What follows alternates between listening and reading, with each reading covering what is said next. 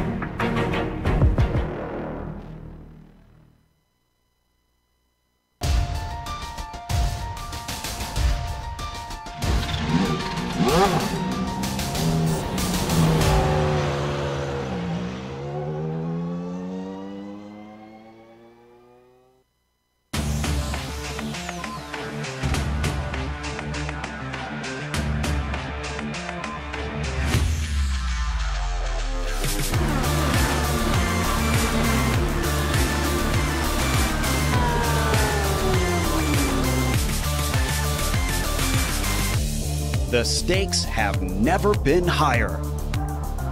The competition has never been stronger. 42 drivers, 25 rounds. One will be crowned champion.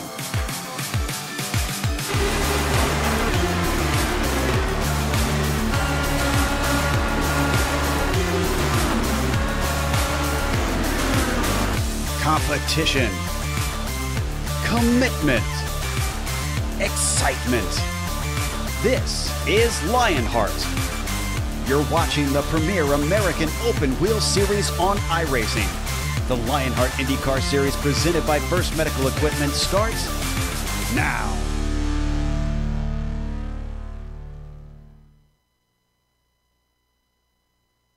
From Marks Creek Township in North Carolina, presented by First Medical Equipment, it is the Global Sim Racing Channel's coverage of the Lionheart IndyCar Season 7 Championship streaming your way on the iRacing Esport Network. But before the curtain rises on this season, there is today's overture, an introduction of the themes that are expected to recur as the season-long plot unfolds. When the curtain does rise for Season 7, 42 performers will take the stage, hoping to be front and center when it's time for the final bow. Many names will be familiar, but there will be upstarts as well, looking to upstage the veterans by stealing the show. But before then, it is the aforementioned overture. And while all may audition, only 22 will be in the orchestra today when the maestro strikes up the band. So, turn off your cell phones and enjoy the show. From Rockingham Raceway, it's time for the 2019 Lionheart IndyCar Series All-Star Race. Hello everyone, and welcome to the Sim Experience Countdown to Green, streaming your way on the Global Sim Racing Channel via the iRacing Esports Network. Over the next 15 minutes, GSRC will bring you all the storylines, all the stats and facts you'll need to appreciate the all-star race that will immediately follow as we count down to green. And here to do all of that is yours truly, Bill Soups On, joined way up in the press box to bring you our bird's eye view by former real-world IndyCar driver Richie Hearn. Amjad Yaman has director duties, armed with cameras locked and loaded by Dougie Beer. So, where are we racing today? Do you know The Rock? And I'm not talking about Dwayne Johnson. I'm talking about today's venue. If you don't, let me reintroduce my booth mate, Richie Hearn, to clue you in. Richie, tell us about this racetrack. Yeah, thank you, Soup. And here we are at The Rock. This is a 1.01 mile track called The Rock, opened in North Carolina Speedway on Halloween in 1965. First race of the track, the American 500, was held on the same day and won by Curtis Taylor, who zoomed around the track at an average speed of 101 miles an hour to take home the $13,000 prize. In 1969, the Speedway was reconfigured with higher banking turns at 22 and 25 degrees. The track surface is abrasive compared to many other tracks, taking a real toll on those tires. The abrasive comes from the paving compound made from materials local to an area and defining feature of The Rock. But probably the best way to get around this real bumpy, fast oval is to jump on board our GSRC lap guide.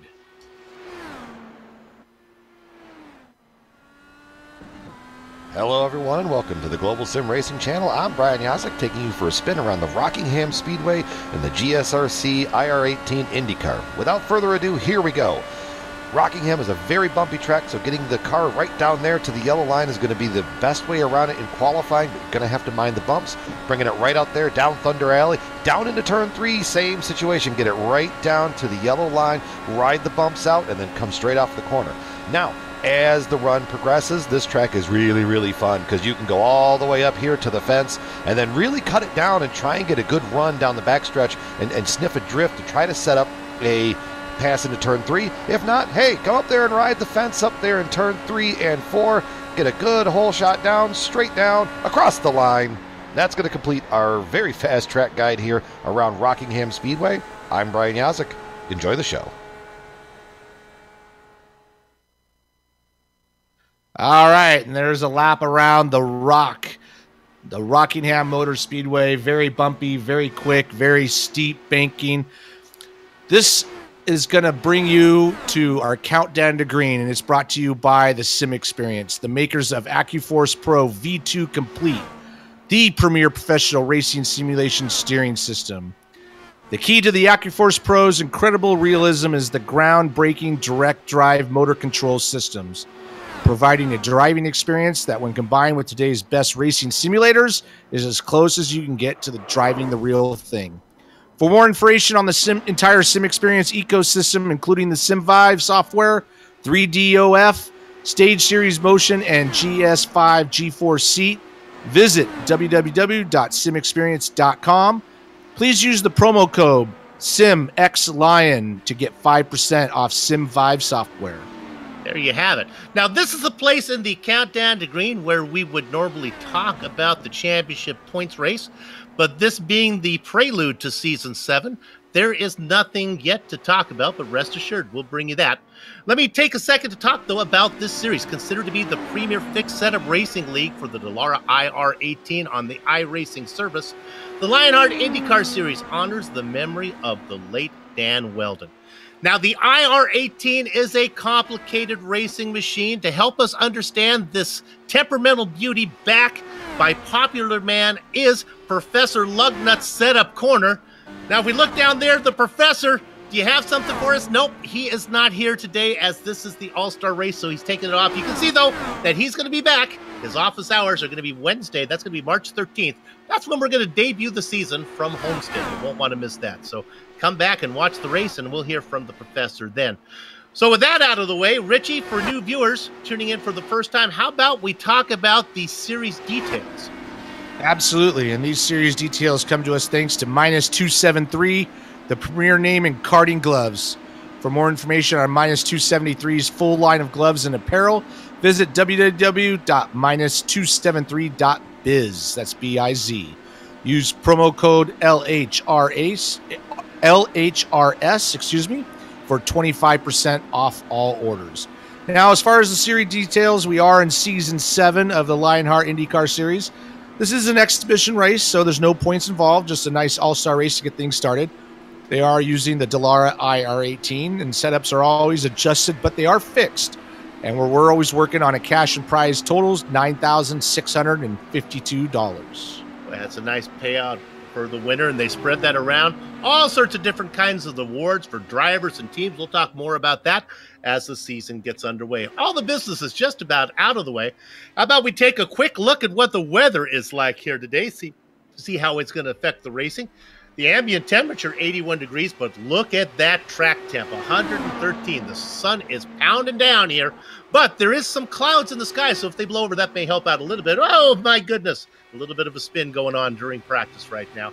80% humidity. There is no fog, thank goodness for our cameras on that one. A little bit of a wind, but it should be some good racing, other though it's a little slick out there, a little hot temperature. Practice just about wrapping up. We're taking a look there. There's John Hill, a new driver to the series.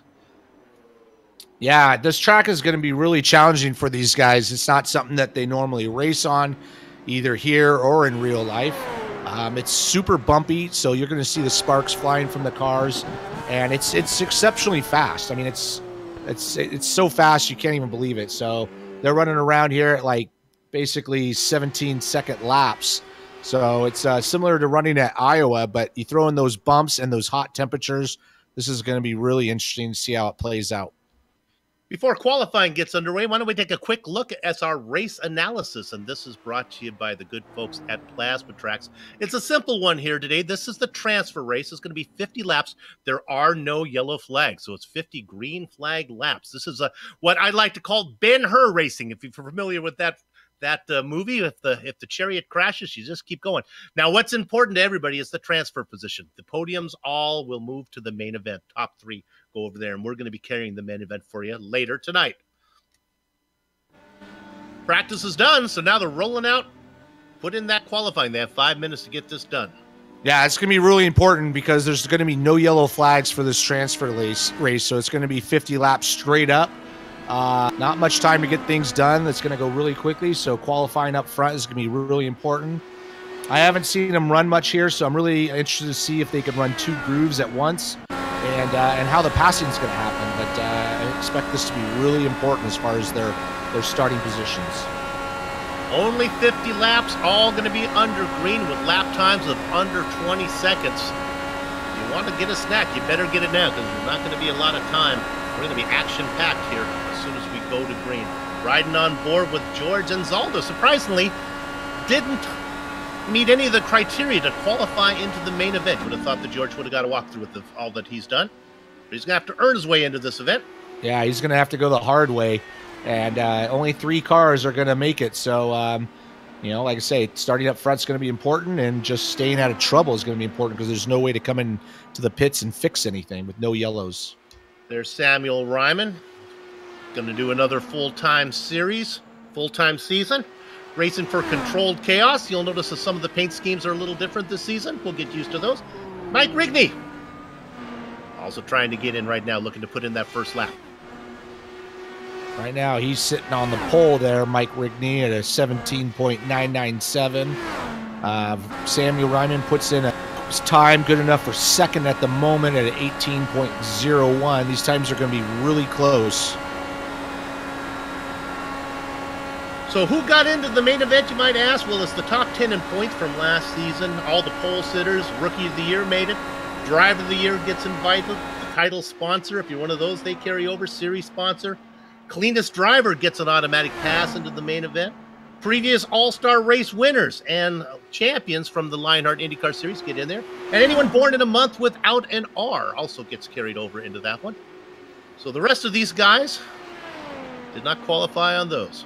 No, they got to just earn their way in. But this is a really cool thing that they do for the series, doing this all-star race right out of the box. It really gives them a chance to kind of get to know each other again, get to used to the cars because they've been off for a few months. And it's a really good prelude to the season starting on March 13th. That'll be a good one. We're going to go back-to-back, Wednesday and Thursday, March 13th, March 14th, both from Homestead. It's going to be this Lionheart, the IndyCar Series. The next day, it's going to be the Retro Series. Both really exciting. Look at the Tyler Graf. P3 for Tyler. Got to be happy with that one. Yeah, right now up top is Chris Lanini at a 17.97. Mike Rigney still holding on to that second position at a 9.9. And Tyler Graf at a 18.00. So you can see how close these times are. It should make for an exciting race as these guys are pretty much flat out all the way around. We talked about it in the opening about all the upstart drivers trying to come in here and upstage the veterans. Mike Rigney, one of those drivers. Chris Lanini. Tyler Graf, very impressive last season. Really good. I'm surprised he did not qualify for the main event with all the success that he had. Pretty quiet out there. I guess all the laps are in. Looks like we have 15 drivers to put in qualifying times. There's about a minute left in case somebody still needs to come out. I see some names that are listed that may not be racing here with us. Yeah, I think they're just watching the race there. So we got 15-car field for this transfer position. 3 will go, and they'll have to reset and jump into the main in a little bit. Yeah, my guess is one of those names is Dan Guerin. And if Dan Guerin didn't qualify for the main event, then something's fishy with the rules there. I think he's probably in here just watching. Another name I see down there, Sage Karam, coming off a great all-star win in the Retro Series. Yeah, I was in that race, and he basically smoked everybody. So he is obviously put his time in, and he's ready to go. Yes, he did. He was impressive. All right, I think qualifying is just about done. So let's go ahead and take this opportunity to run through your starting grid. And Richie, we have plenty of time, so let's take them a row at a time as soon as we can bring them up and show them to you. We'll do that. I can tell you that Chris Lanini is going to start on the pole. He's going to be inside of Mike Rigney. Rich? Row 2 will be Tyler Graff, and right next to him, starting fourth, will be Brian B. In the 5th position, it's Brian. It's not easy being Greenlee. He's going to be flanked by Samuel Ryman. Starting in the 7th position, it will be Joe Flanagan, and right next to him will be George Enzo. Ken Hacker in the number 9 spot. He's going to be inside of James Brandt. Starting 11th will be Scott Bolster, and starting 12th will be Brian Carey. In the Baker's Dozen position, it's Scotty Johnson. In 14th, John G. Hill. Yep, he's a newcomer there, been around a long time. And starting in the 15th spot is going to be Robert Bluen. I believe that's it. 15 drivers are going to take the grid. The top 3 are going to qualify and transfer over into the main event that we will bring you a little later in this broadcast. We do have onboard cameras, but none of them are in this transfer race, so we're going to save those. We have 3 of them that we'll show you in the main event. A lot of talk going on right now. David Cordy talking to the drivers, explaining what's going on, that it's going to be 50 laps. No yellow flags. They are turned off. Yeah, if you get an accident, you're done. So it's going to be important to be aggressive, but not so aggressive that you take yourself out. So I'm really excited to see how this is going to play out. Like I said, this is not some place that IndyCars normally run. So I think it's fairly new for everyone. Best position to be in is up front right now, and that belongs to Chris Sleepy Lanini. Sitting up there on the pole position. You can see the cars lined up in 7 rows of 2, and then that final car back there, the odd one out, Robert Bluen in the 15th position. We've been around on GSRC for many a season. This is season number 7, and the Lionheart IndyCar Series continues to grow in size, in prize money, and in popularity, and in talent as well. Pace car begins to roll. I was going to say, they just do a great job with really promoting the series. And the fact that it's fixed setups just appeals to a lot of people. You know, they're not just the standard setup, so they are tuned to be drivable, but it allows people to practice just more in their driving instead of worrying about who has the best setup out there. So that really makes for exciting racing. And another thing that the fixed setups do is it keeps drivers from putting the car on the razor's edge. To sometimes the drivers sacrifice drivability for speed, and we end up with a lot more crashes. What the race officials like to do is give the driver something that's fun to race, but stable as well. Puts on a good show. The lights, I believe, are off the pace car, so we're going to be pulling in this time around.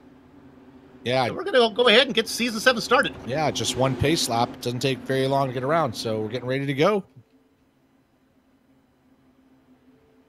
Well, if you don't know what to do, you haven't been watching GSRC for very long. Gather up the chickens, take cover on the cows. The horses are out of the barn. It's Chris Lanini leading the stampede down into the first corner. Tyler Graff slots into second. Mike Rigney is under attack. Here comes Brian. It's not easy being Greenlee. He moves into the transfer position. Rigney stuck on the top side. Brian Beard goes underneath him. Rigney on the outside, banging on the door, yelling Wilma. He finally gets in 6th spot. Yeah, you see the sparks flying right there, and we got these guys fighting for that 3rd position going on the outside. I was curious to see if the outside groove would work, but it definitely worked for Brian Greenlee as he's just moving around. And watching the leader here, Chris Lanini, he's not giving that inside line, but he's going to be able to make these guys go around the outside. Looks like that's the way to go at the moment. Lanini tight on the inside like a too small pair of Fruit of the Looms there. discovering that inside, trying to make it work on the top side is Brian Greenlee. He cannot get it done. He's going to lose a spot to Tyler Groff. Ooh, they got real close there. Brian Greenlee and Brian Beard got real close going into one there. You can see how bumpy the track is, and I know the cars are moving around a lot, so it's really hard to keep them straight. Beard gets that nose underneath Greenlee now. They are too wide for third position. Oh, they almost touch again. Watching on a little bit scared back there is Joe Flanagan in the number 53 car, that fluorescent blue machine, trying to get underneath Greenlee. Greenlee now falls back and forth out of the transfer spot. I really thought that outside line was going to work for Greenlee, but obviously it hasn't. But he's got the momentum. He's going around Brian Beard, it looks like, and he's going to try to stay up on top and keep that momentum going. He's now got himself into that transfer position, but you can see everybody right behind them. They're all stacked up, and this is going to get real interesting real quick. Ken Hacker working the top side. He moves up into sixth position. He works around Mike Rigney. Rigney, who was up in second now, has fallen back into seventh position. With these tires, yeah, go ahead. I was just saying, with these track temps, it's going to be interesting to see if Chris Scalini can hold that bottom all the way around for 50 straight laps. He has not moved off that yellow line, but we'll see how this goes. And meanwhile, Greenlee has dropped back. He's losing more spots, so he really needs to get to the bottom to try to get back up to that third position. Trying to make it work. He's back in fifth. He continues to work the top side, trying to get. He's really good off of four. He gets a good front down the front straightaway. Boy, another great, but he has nowhere to put it. Oh. He has somewhere to put it. He puts it into the back of Flanagan, and then he puts it in the wall. Yeah, here comes the replay. He just got up there and just like a hockey puck went around the outside wall, but he was trying hard to get down to the bottom. I think he was figuring out that this wasn't working out for him, and everybody stacks up going into turn one, and he just had nowhere to go, and there he goes, just kind of rim riding that thing, and unfortunately that's it for him. It's Ben-Hur rules, baby. We stay on the green. No caution flags today. That's in this little 50-mile transfer race. Joe Flanagan's car is about an inch shorter now after getting hit in the back. Right now, Chris Scalini's holding tight on that yellow line. Tyler Graff doing a good job, but right behind them, Brian Beard has got a hungry Mike Rigney and Joe Flanagan trying to get that transfer spot. That's going to be the spot to watch, as Mike Rigney is going to go right around the outside. Boy, that gets close going into the corner. He's going to try to make that outside work, and I think he's going to get it done. He needs to get down to the bottom, and he does. Nice job. He finds himself back in the transfer formation with only 50 laps of racing to go. There's no time to waste back there. Let's talk about a hard charger. I want to talk about Samuel Ryman. Sam is racing in seventh position right now. Oh, I thought he was a hard charger. He is not. He was qualified in sixth. Who was I looking at? Oh, it's Brian Carey, the one next back to him, in number 12 position. That's the one I wanted to see. In the number 12 car. Started in 12th, racing in 8th now. Right now, Tyler Graff's going to go right on the inside of Chris Lanini. I think those tires are giving up for Chris, as he had to wash up in the middle of 3 and 4. And it's given that spot over to Tyler Graff. And now that's going to give, I spoke too soon, as here comes Chris Lanini on the outside now. And they're going to go side by side coming out of the corner here. It's going to start stacking everybody up behind him. So it's going to get real exciting here in a minute for that third position. Maybe Lanini's saying, yeah, you think it's so easy to run roll? Tyler, you try it. See if you can make it the pass on the inside. Lanini hangs on. Groff in second. Mike Rigney, who started on the outside of row 1, fell back, has now found himself back in the transfer position. Joe Flanagan in 4th after the bump from Greenlee is still around. Ken Hacker. Oh, look at this guy underneath making a move, though. That is Brian Beard. Joe Flanagan took a look on the inside of Mike Rigney and washed up, got in the aero wash, and that opened the door for Joe Flanagan. But he wasn't able to get that pass done. So right now, Joe Flanagan. Oh, here goes the pass. Brian Beard getting on the inside, as we can see on board with Ken Hacker right in front of him. They're going into turn 3 side by side. And now Flanagan is stuck up there. Ken Hacker getting underneath them. They are very close. They stay off of each other. Oh my goodness, there was no net code there, or they both would have been in the wall. Up front, a pass for the lead. Chris Lanini defending on the... Oh no, he's loose! Save it, Chris! Sleepy hangs on, but he's going to lose a ton of spots. Oh, no, it gets into the back. Was that Flanagan? Yes, Yeah. it was. Joe Flanagan's, yeah, caution's out. We thought there was no cautions, but there is a caution right now.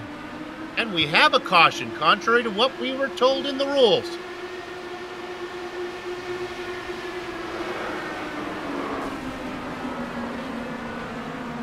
Oh, my goodness. Yeah, unfortunately, I think that Chris Lanini kind of used up his tires and started, wasn't able to hold that bottom line. But here we are on board Samuel Ryman. You can see there Chris Lanini down the bottom, and he had to get up on the track at some point, and Joe was there. So that's just the end result of all that. Here we go, another view. I think that's fair when both cars end up upside down. I think that's a rule breaker right there. That's a reason to throw a flag. Yeah, you can see Chris Lanini. He's on the bottom, but he's eventually got to get up there. I mean, he needs the room. He can't just drive around the bottom lane, and that's the end result. Two guys wanting the same spot. And now we're looking at some pit stops coming in. This is interesting. Again, this is catching us by surprise. Yeah, originally I thought there was no yellows, but we got yellows enabled. They're going to come on in and get those tires because I think this track is really abrasive, like we talked about. Track temps are high. Got to get those fresh rubber. Tyler Groff stays out. Chris Lanini comes in and he is done. He has exited the car. There's no fast repair in this series, so he had way too much damage to fix, so he is out. The fans love Tyler Groff. They love the way he races. He's very clean. He always seems to put the car up into a good position. If he has a 10th place car, he'll get you an 8th place finish. Right now, though, he's going to be a sitting duck, I think, without new tires. Well, did he not pit? He did not pit. Oh, boy. Well, that was he's probably stressing out a little bit about that because I think we've already seen that tires are going to make a difference. So he just has to do the best he can. And, he's just got to finish in the top 3. That's all that matters. Doesn't have to win. In defense of the yellow flag, with lap times literally at under 18 seconds, it was going to be long until those leaders came around. Those cars may not have been able to clear in time, and the leaders might have been coming up on a real traffic jam. A parking lot, really. So probably the yellow flag, probably a wise thing. Thunder Alley! Hey, that's a nice shot we have there. I wanted to see it go with no yellow flags and just suffer with those bad tires. Absolutely. Well, we have 12 cars on the lead lap. Lights are still on the pace car. These laps are counting. So we're going to be going, I think we're probably going green right at the halfway mark, as they'll be working lap number 25.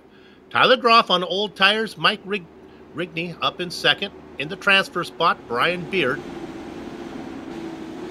Where's our hard charger? How about we look in on Brian Carey back there in 6th position. He's cut his positions in half. We started in 12th.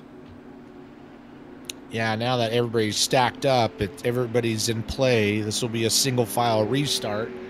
But, all those people that came, all those guys that came in for fresh tires, we'll just keep an eye on them. Is Tyler Groff, I think he might be the only one who didn't pit? Yeah, he is the only one, yes. Well, Tyler's probably thinking, I don't have to win. All I really need to do is finish 3rd and get me into the main event.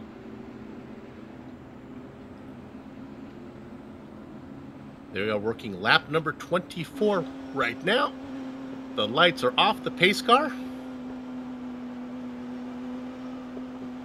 So the beautiful Medina Mendez, racing out of Long Beach, California, brings that pace car into pit lane. Going to turn it over to Tyler Groff. We're under green one more time. And as Tyler Groff gets a good start, Rigney and Beard following. Yeah, he got a great start. Also, Rigney and Beard got a great start, so there's a big gap between Beard and Hacker.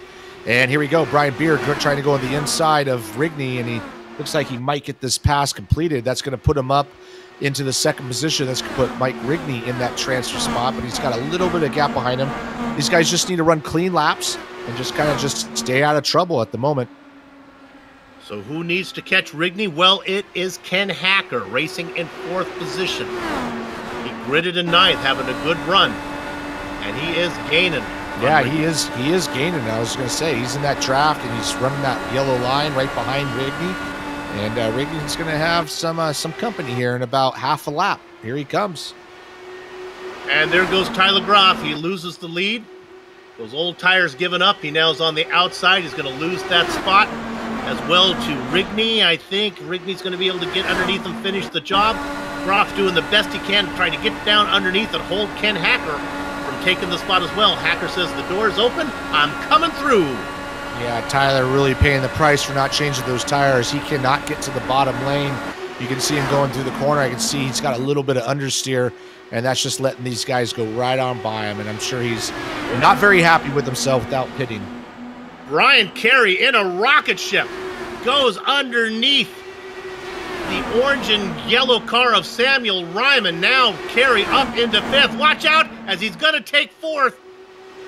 Carey's on the hunt.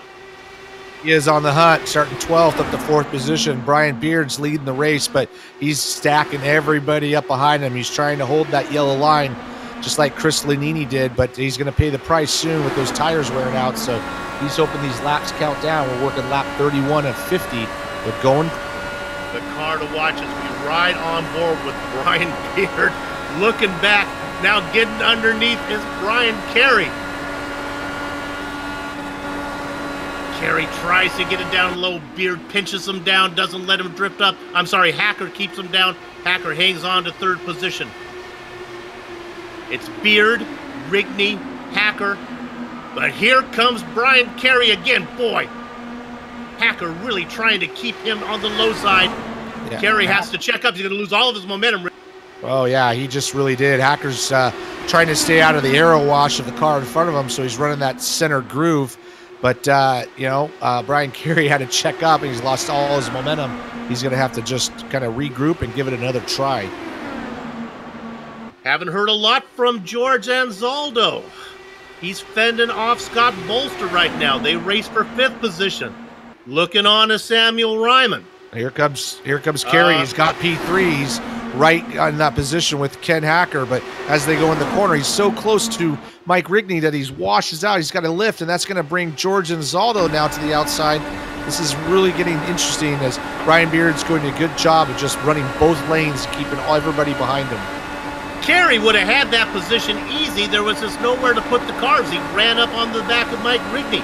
Rigney holding the bottom line and Hacker racing up top. It makes it impossible for Carey to get the pass done because if he gets around Hacker, he can't finish it because he gets too close to Rigney. Yeah, and unfortunately, Rigney's having the same problem with Brian Beard. He's getting so close, he's having to breathe in the corners. And there goes Ken Hacker. Thought he had the pass, but he got up wide. Oh, I thought they were going to go too wide on the high side as George Anzaldo's trying hard to get that position back.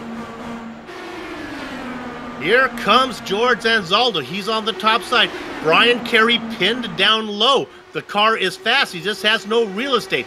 Now he gets 4th position all to himself. But did he use up what he had? Did he use up all the friendliness off of those tires? The sparks are flying here at Rockingham.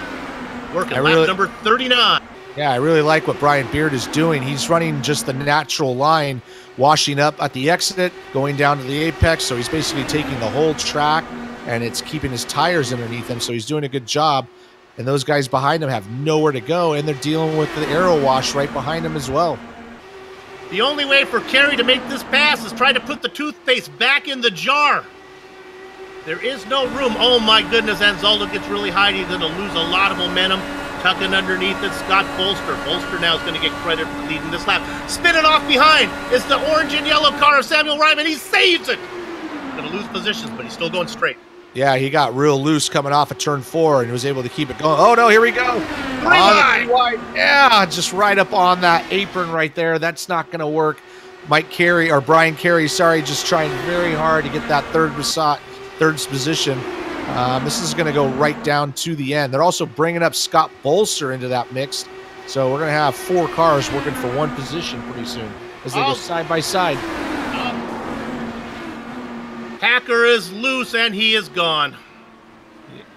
Yeah, caution's out. It looked like a little bit of net code there. And so that's going to be a little bit of a 5-lap shootout here. Who takes tires? Here's a chance for Tyler Groff. Groff has fallen back to 6th position. We kind of saw. Not enough time, yeah. Well, we saw it happen with tires. So, I mean, if I was him, I'd come in no matter what and just take it. If you're Brian Beard, that's the guy who has to gamble. Do I go or do I not? And if he stays out, those other guys are going to come in. There we go. Riding on board with Hill. He's kind of riding by himself, but I like the spot. This is where you can do it. If he's back in 8th spot, that's okay. Oh yeah, absolutely. If you're that far back, you got to take tires. You know, these guys are looking at track position. Those other guys, the 2 guys that came in, John's obviously got to get a front wing put on, which he can do. And we got Robert Bluen. Take those tires and just rim ride that thing right around the outside and just see what you can do. It's 3 only are going. All right, in defense of GSRC and the commentators in the booth and our director and all the people who work for this company, we do read the rules, and the rules clearly said there were going to be no yellow flags, but I'm kind of glad they are here. This makes it exciting. Yeah, it's definitely with the way the tires are wearing out, so, you know, there's some strategy. Honestly, if I was probably in, like, George Anzaldo or Tyler Groff's spot, I would have pitted. What do you have to lose? It's just an exhibition race. I would have come in, take those tires, and just see what you got. If you don't really have any advantage over the guys in front of you at the moment. Well, here's the good news for Brian Carey. Started in 12th. He finds himself in that transfer spot now. Scott Bolster, 11th, is up into 4th. So watch out for Bolster. Clearly has a good car underneath him. He's able to pick up positions. We do have 2 takers again on the pit lane. Scotty Johnson and James Brandt running for the same team here, Skidmark Motorsports. And they're going to go ahead and take my advice. Take those tires and go. Well, I mean, there's only 11 cars on the lead lap, so why not? Looks like we're going to have 5 laps of green flag racing. 4 laps of green flag racing when we do it. That's less than a minute worth of racing in anger. All right, it's more than a minute. It's a minute and 10 seconds. All right, this is going to be pretty wild. You know, if Brian can get a good start, he might have about 2 laps of freedom before those guys catch him. But it's going to be, the pressure's going to be on Brian Carey, who has started 12th, now in 3rd. But he's going to have some hungry people behind him trying to take that final transfer spot. So that's going to be the position to watch. Well, here's what I think is going to happen. I think Beard's going to protect the inside. I think Rigney's going to follow behind him. Carey's fast. Look for Carey to go to the outside and at least defend that outside line. And that's going to mean Scott Bolster, whose car is really fast, is going to have nowhere to go. He's going to have to force the issue. That's how I think it's going to play out. Yeah, let's get a shout out to Scott Bolster. I mean, Brian Carey from 12th to 3rd, but Scott Bolster also qualified 11th, and he's up to 4th. Lights are off the pace car. They are working lap number 46 right now. When they come around, it'll be 47, 48, 49, and 50. That equals 4. Top 3 cars will transfer. Brian Carey in that position right now. Pace car will be pulling in just a minute, and we'll get these final 4 laps in. We're on the green. Brian Beard gets a good jump. Him and Rigney. Rigney got a good jump too. So all 3 of those guys have separated themselves. So the battle right now is between Scott and George Anzaldo, but they're so far back, I don't think they're going to have time to catch that 3rd place car. So they go 3 wide into turn 3. The car underneath is Tyler Groff. His tires are old, but he's making them work. Maybe they cooled off a little bit. Maybe he has something underneath. That's Samuel Ryman, who had a really wild run. He's still racing with us. Meanwhile, up front, the 3 cars are pulling away. George Anzaldo now a second behind the transfer position in 4th. Yeah, they raced really hard at the start. They've kind of lost touch with Brian Carey, so I don't think they're going to have enough time with only 2 laps to go. It's only 36 seconds of racing. They're not going to make it. I think our top 3 are going to be what we see right now. It is the 3 Musketeers up front, 1 for all and all for one. Brian Beard, Mike Rigney, and Brian Carey. Last lap. Carey looks safe. Let's see if Rigney tries something on Beard just for fun. Out of the final corner, those 3 will transfer. There you go, your top 3, Brian Beard, Mike Rigney, and Brian Carey. Big shout out to Brian Carey from 12th to 3rd. He fought his way up there. Everybody else did a great job, so that was pretty exciting. An honorable top 3 for sure. Worthy top 3 to transfer. Tough break for Tyler Groff, who was really fast, got hung out on a pit stop. He has to settle for 5th. We're going to give you an entire rundown here because we're going to take a short break. Brian Beard, Mike Rigby, and Brian Carey are your transfer positions. George Anzaldo and Tyler Groff round out your top 5. The back half of your top 10, Scott Bolster, Robert Bluen, Samuel Ryman, and James Brandt. And finally, in 10th position as well, that would be Scotty Johnson. Okay, Richie, take out the rest of these guys. Yep, 11th spot, last car in the lead lap. John Hill came in and got that repair, but finished 11th. The rest of these finishers did not finish the race. Ken Hacker, Chris Lanini, Joe Flanagan, Brian Greenlee. Those are the rest of the field that started this race. Oh, and now we're going to be able to talk to one of the drivers here. It's going to come in for an interview. That's going to be Brian Beard, our transfer race winner. Brian, congratulations, baby. Thanks, Soup. I appreciate it. Okay, you came in for tires. Were you aware there were going to be yellow flags or caught the commentators by surprise? I knew if it came down to having yellows, I figured, if we were in the first half of the race, everybody would come in. So I just thought, why not? It's only 50 laps. How did the car feel at the end? Do the tires go away? It looks like they do. They do, but the track temperature did come down throughout the race, so the car actually felt pretty good there at the end.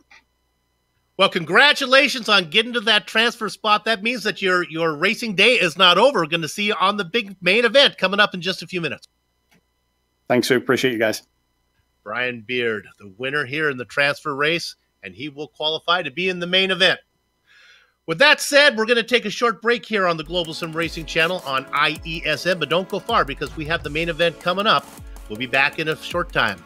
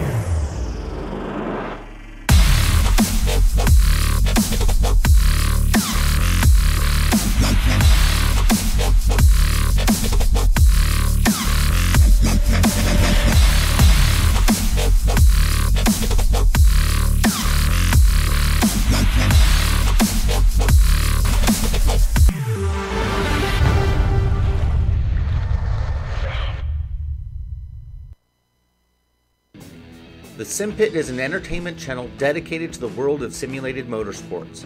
The Sim Pit is a leader in providing the sim racing community with news, reviews, interviews, DIY pieces, and instructional videos to make sim racing a better experience for all. Check us out at thesimpit.com or go to YouTube and just search for The Sim Pit.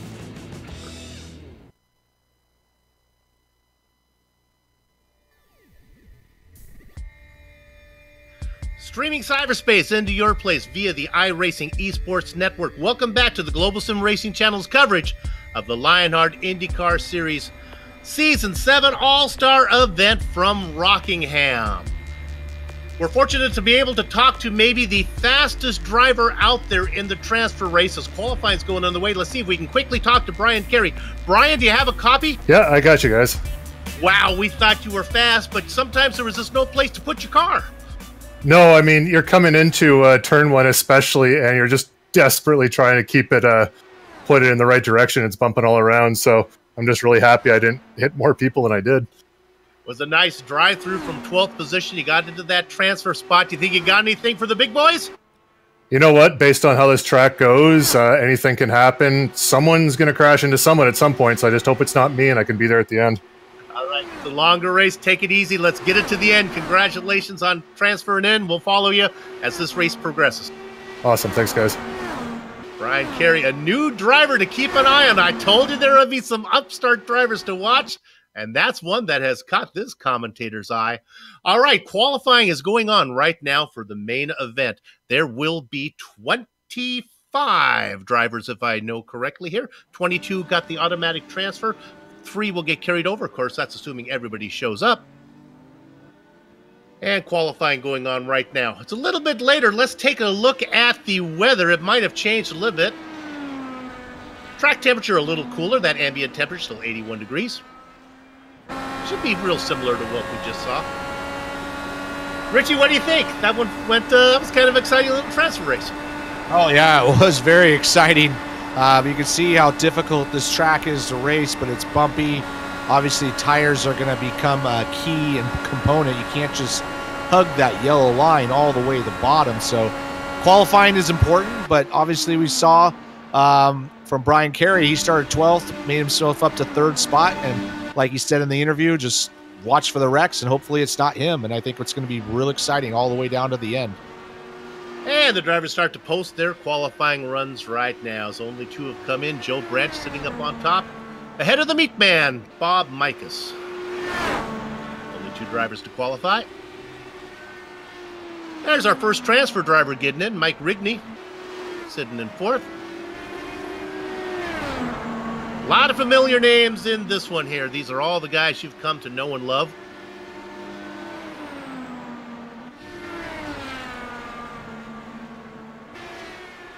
Looking at Dustin Wardlow.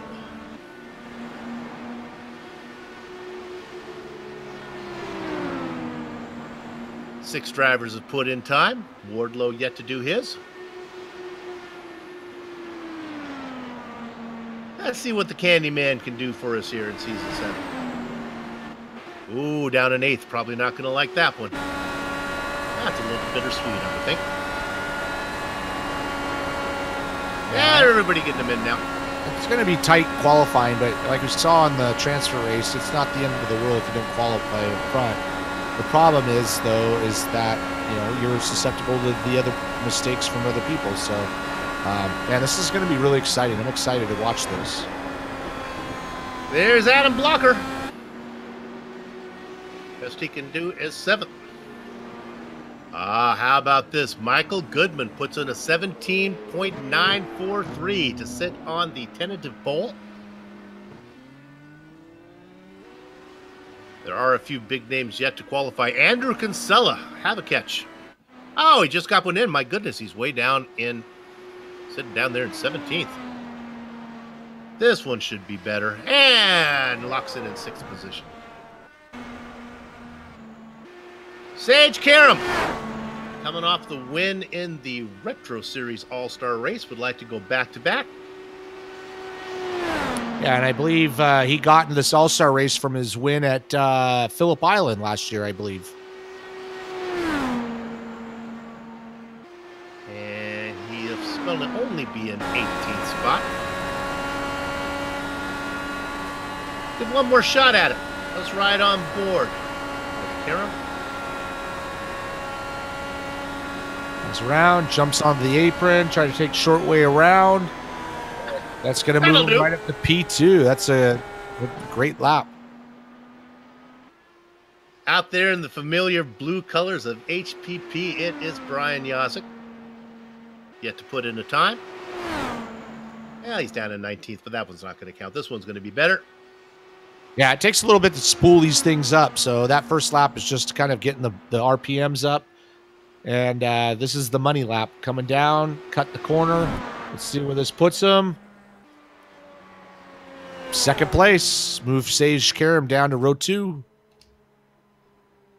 19 drivers putting in qualifying times. That looks like we're going to have 19 racing here today. That lap by Brian Yosick was, I was going to say, Brian Yosick beat Sage Karam by 0.02 of a second, so it's close. A couple of drivers we didn't talk about during qualifying did really well. Big Joe Hassard sitting in 4th, Brandon Linkeman in 5th. We'll give you the entire starting grid here in just a minute.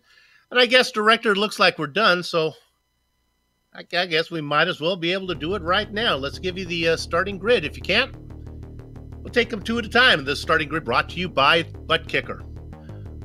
On the pole, it's Michael Goodman. He's going to be inside of Brian Yosick. Richie? Row 2, Sage Karam, real world IndyCar driver, jumping in this series, starting 3rd. Big Joe Hastert starting right next to him in 4th. Brandon Linkeman in 5th. He's going to be flanked by Dandy Dan Garrett. Starting 7th position be Brian Beard, and right next to him be Andrew Kinsella. He's one of our top rookies last season. He won't be this season as he no longer qualifies. Stephen Larkamp in 9th position. Mike Rigney in 10th. Starting 11th be Adam Blocker, and our series champion from last year, and right next to him will be Chris Stouffer. Justin Weaver, haven't looked if he's racing in the Moby Dickie's machine. I hope he is. He's in the Baker 7th position. The Candyman, Dustin Wardlow, is going to be outside him in 14th. Starting 15th will be Joe Branch, and right next to him, our final transfer position from the other race will be Brian Carey. Watch out for Carey in that sweet 16th position. All right, we have Darren Ganji in the 17th spot. It's going to be inside of Jason Galvin. And starting on the last row will be Bob Mikas in 19th and Sean Cole. Didn't put a qualifying lap in, so he'll be starting. Darren Ganji and Sean Cole in the same race. That'll be fun.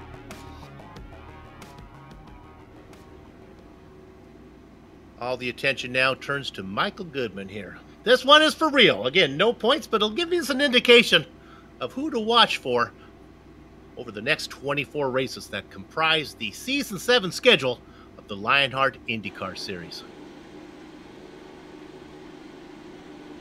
What do you think, Richie? You got to figure Sage, once he gets a feeling for the car, is going to be tough to beat based on what I saw in that Lotus 79.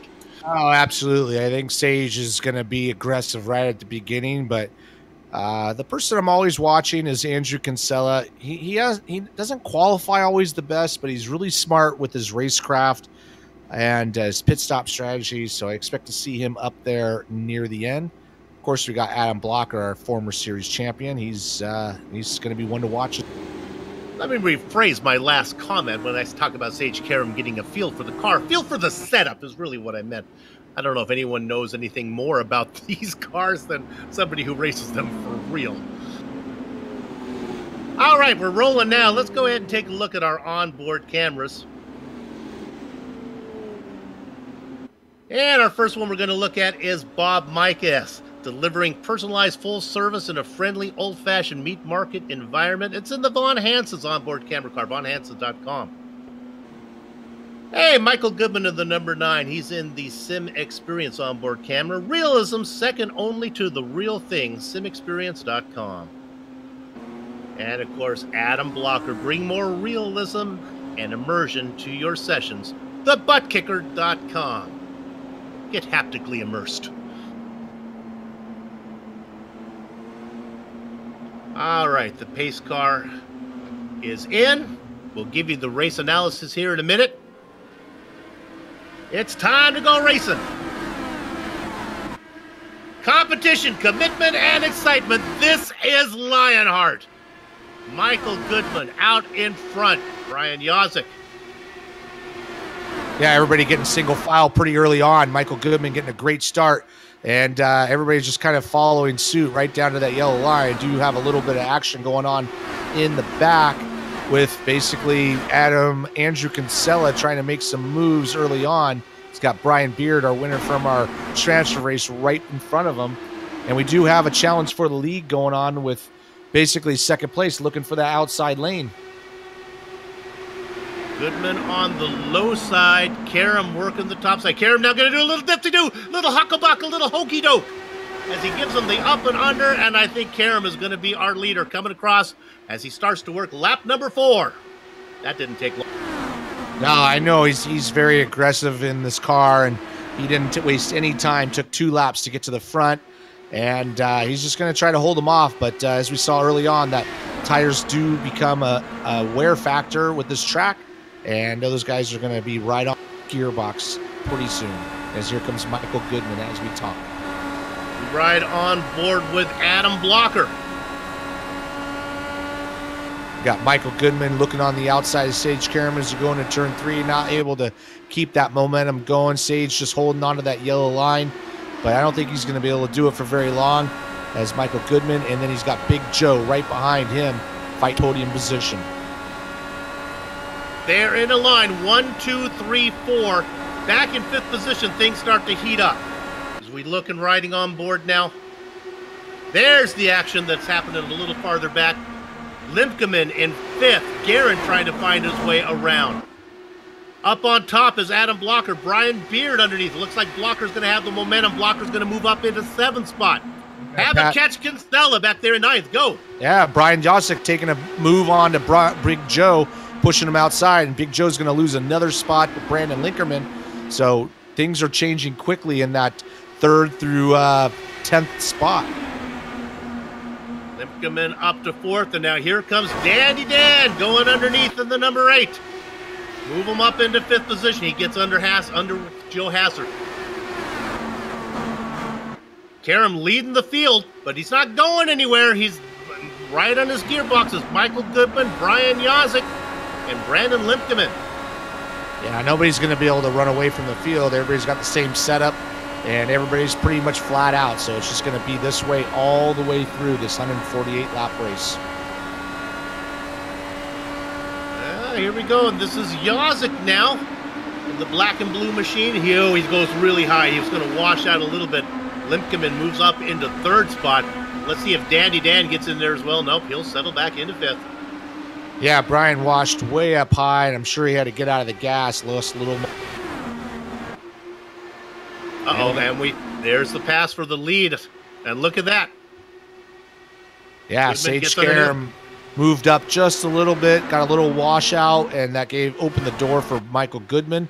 But here comes Sage. He's not giving up. He's going right around the outside as they head into turn. Richie, the fastest line is the low line, it looks like, but is that the one? Is it hard to race that one consistently? Does it go away? Because it looks like eventually the top line starts to work as well.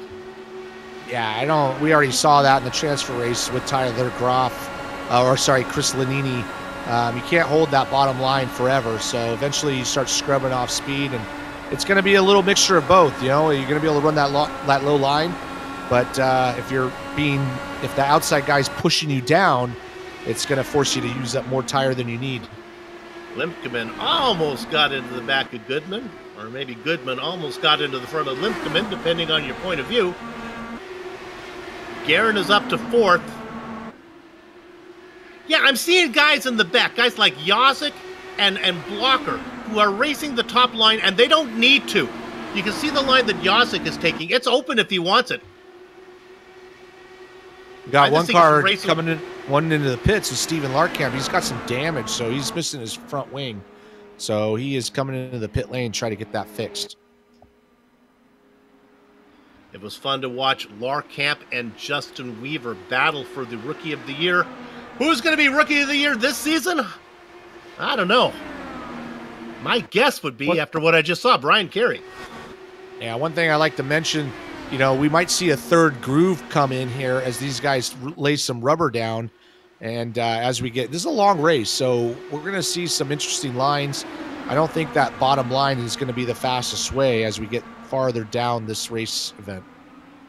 Well, we talked about it being a long race. Let's look at exactly how long it is as we look at our race analysis. Again, brought to you by Plasma Tracks. We're going for, well, that's not right. It's 134 laps. Somebody left off the one there on that one. And then the max fuel run is 24. Oh, all right. The guys in the graphics department, GSRC, that would be Jackson. There, we get the right one up there. There, we're going 148 laps. We expect a stint to be 50 laps.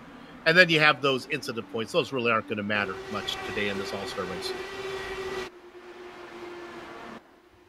There we go. Get the right graphic up for you. Hey, it's our first race of the season. Everyone getting the wrenches out of the system.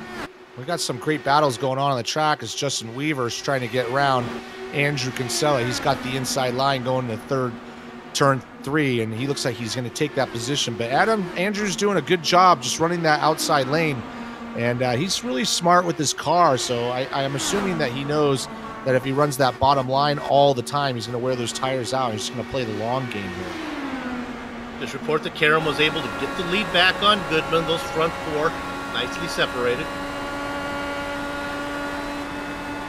Yeah, pretty much everybody back to Brian Yazik is all kind of separated out, nosed single file. The next battle is going to come back to Adam Blocker. He's got a hungry Brian Beard behind him. And, you know, Adam's running that middle lane. Brian's running the low lane. And can't quite get it done, but that's where the battle starts, is from 7th on back. Blocker up 4 positions to get to that 7th spot. Beard, on the other hand, has dropped a spot. Another mover is Justin Weaver. In fact, let's look at Weaver right now in 9th. He's going to get a run as he tries to make the move on Beard. Going to try to do it on the top side. And yes, I can confirm that Moby Dickies is back as it's Justin Weaver out there in the familiar blue and white machine as we get permission to run that paint scheme. Good to see them back with us. Yeah, Brian doing a good job holding off Justin Weaver. You can see he's taking that traditional line all the way down to the white or the yellow line, all the way out to the wall, not giving any opportunity. Oh, no! Adam Blocker had a little bit of a run. I don't know if he caught the inside wall. I think he might have there at the very end. He is losing spots as he is dropping like a pigeon. Yeah, I think he's coming into the pit lane, but there's the replay with on board with Adam. It looks like he just washes up, clips the wall, goes down the bottom, and just decides it's time to pit. I was worried about getting him the inside wall. It was getting the outside wall that bounced him down there. Yeah, he got up to the outside wall, and looking at his in-car camera afterwards, looks like his steering was a little bent, so I don't know if he'll be able to continue, if he'll be able to fix it. And he's exited the car, so he is out of the race. It's an exhibition race. He doesn't need to put in anything for points. Adam, if you're listening, come on in and talk to us here. We'd love to talk to you during this event. Meanwhile, up front, nothing's changed. Top 4 or 5 guys, 6 guys basically, are all separated out. The real battle is the first battle on track is Brian Beard. Justin Weaver really trying hard to get by him still. Brian doing a good job. Oh, here comes Justin right now, right to the bottom in turn 3. Sends it in there.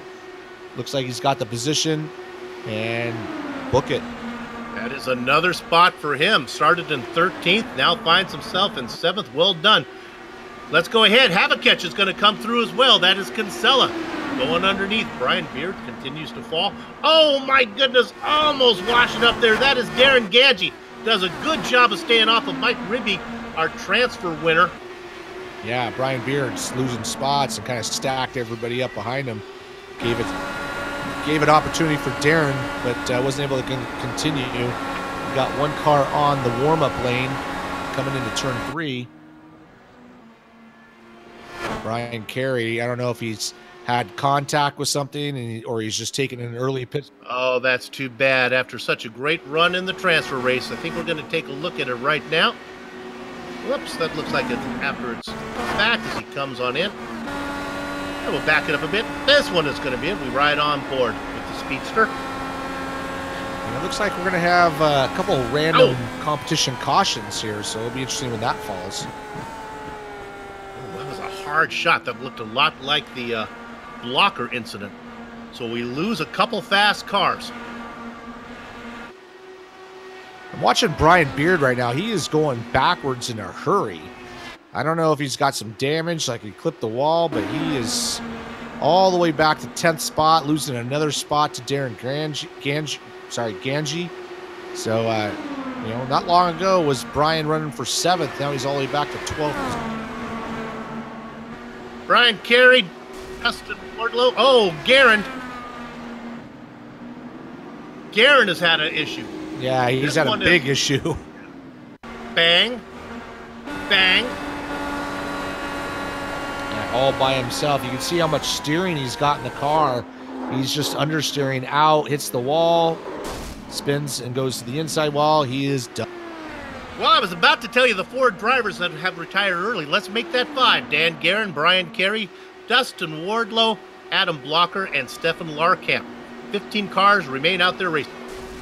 Meanwhile, Shades Karam's doing exactly what he did in the Retro All-Star race, just kind of getting to the lead and just holding his own. He's got Michael Goodman, but Michael's not able to get close enough to pass him just yet. These guys are all just kind of taking it easy. Brandon Linkerman in 3rd. Brian Yazik's closing in on him just a little bit, but behind Brian to Big Joe, there's the big gap there. And now we have Brian Beard coming in for a stop. Yeah, we're getting close to 40. Yeah, it said we can go 50 laps, so he's pitting a little early. He's obviously having an issue, so decided to take that that pit stop now. And we have a yellow flag, but don't be scared. This is a competition caution. I'm not so sure I would appreciate that if I'm Brian Beard, who just came in to make his stop.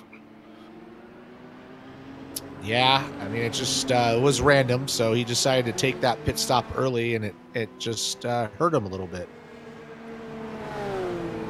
Maybe they could have waited a few more laps, and we could have had some green flag pit stops, and Brian wouldn't have been so bad. But maybe it'll work out for him. Is he on the lead? Nope, he's 2 laps down. That was a tough one. Yeah, with only 18-second laps, you come into the pit lane, you're done as far as getting lapped. He'll get one of them back on the wave around, but if I didn't know better, I would say the race control is out to get me. You know, we have a lot of sponsors that make this possible. Let's talk about one of those right now. How about one of our favorites, Butt Kicker?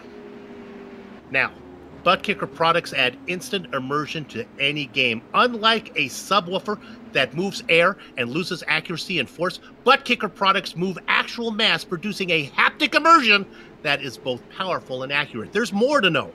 Feel the low end without making the room loud. Now, your neighbors are going to like this. Turn up or down the volume on the subwoofer and still feel the bass that you want. Experience powerful bass even while using headphones or a gaming headset.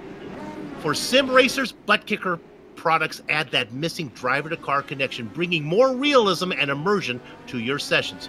Use the promo code LION20 to get this, 25% off your order. Holy moly. That's basically buy 4, get 1 free. Everybody coming down pit lane that time, and it looks like everybody's going to come out in the order that they came in. Sage Karam coming out in the lead, Michael Goodman, Brandon Linkerman 3rd, and Brian Yazik 4th. Brian Beard is in 15th right now, and I believe he's right behind the pace car, so he'll get the wave around. One person that lost a lot of positions is Big Joe. Came in 5th. Not sure where he's coming out, but he's not coming out in 5th. So he had a little issue on his pit stop. Coming out in 11th. So he had, I don't know if he had some damage that he wanted to take some repair, but he definitely lost about 6 spots there. Let's go ahead and talk about a couple hard chargers. How about we look at the driver, the Meat Man, racing in the number 17, Bob Mikus. Started in 19th position. He is in 7th now, knocking off 12 spots. Well done from him. Following him through the field, more or less, is Jason Galvin, 18th to 8th. Let's talk about Sean Cole. He didn't even put a qualifying time in. He's started 20th, dead last. He's now all the way up to 10th position. Nicely done. Some drivers that have not fared as well. Big Joe Hassett, we just talked about, 4th to 11th. And then the drivers who are out of the race, the top qualifier, Dandy Dan Guerin, who qualified in 6th. He's done. Yeah, we got 6 drivers, or 5 drivers who are out of the race. Brian Beard's the first car a lap down. He got stuck on that competition caution. He did make 1 lap up on the wave round, but he's now a lap down, so he's going to need a little help.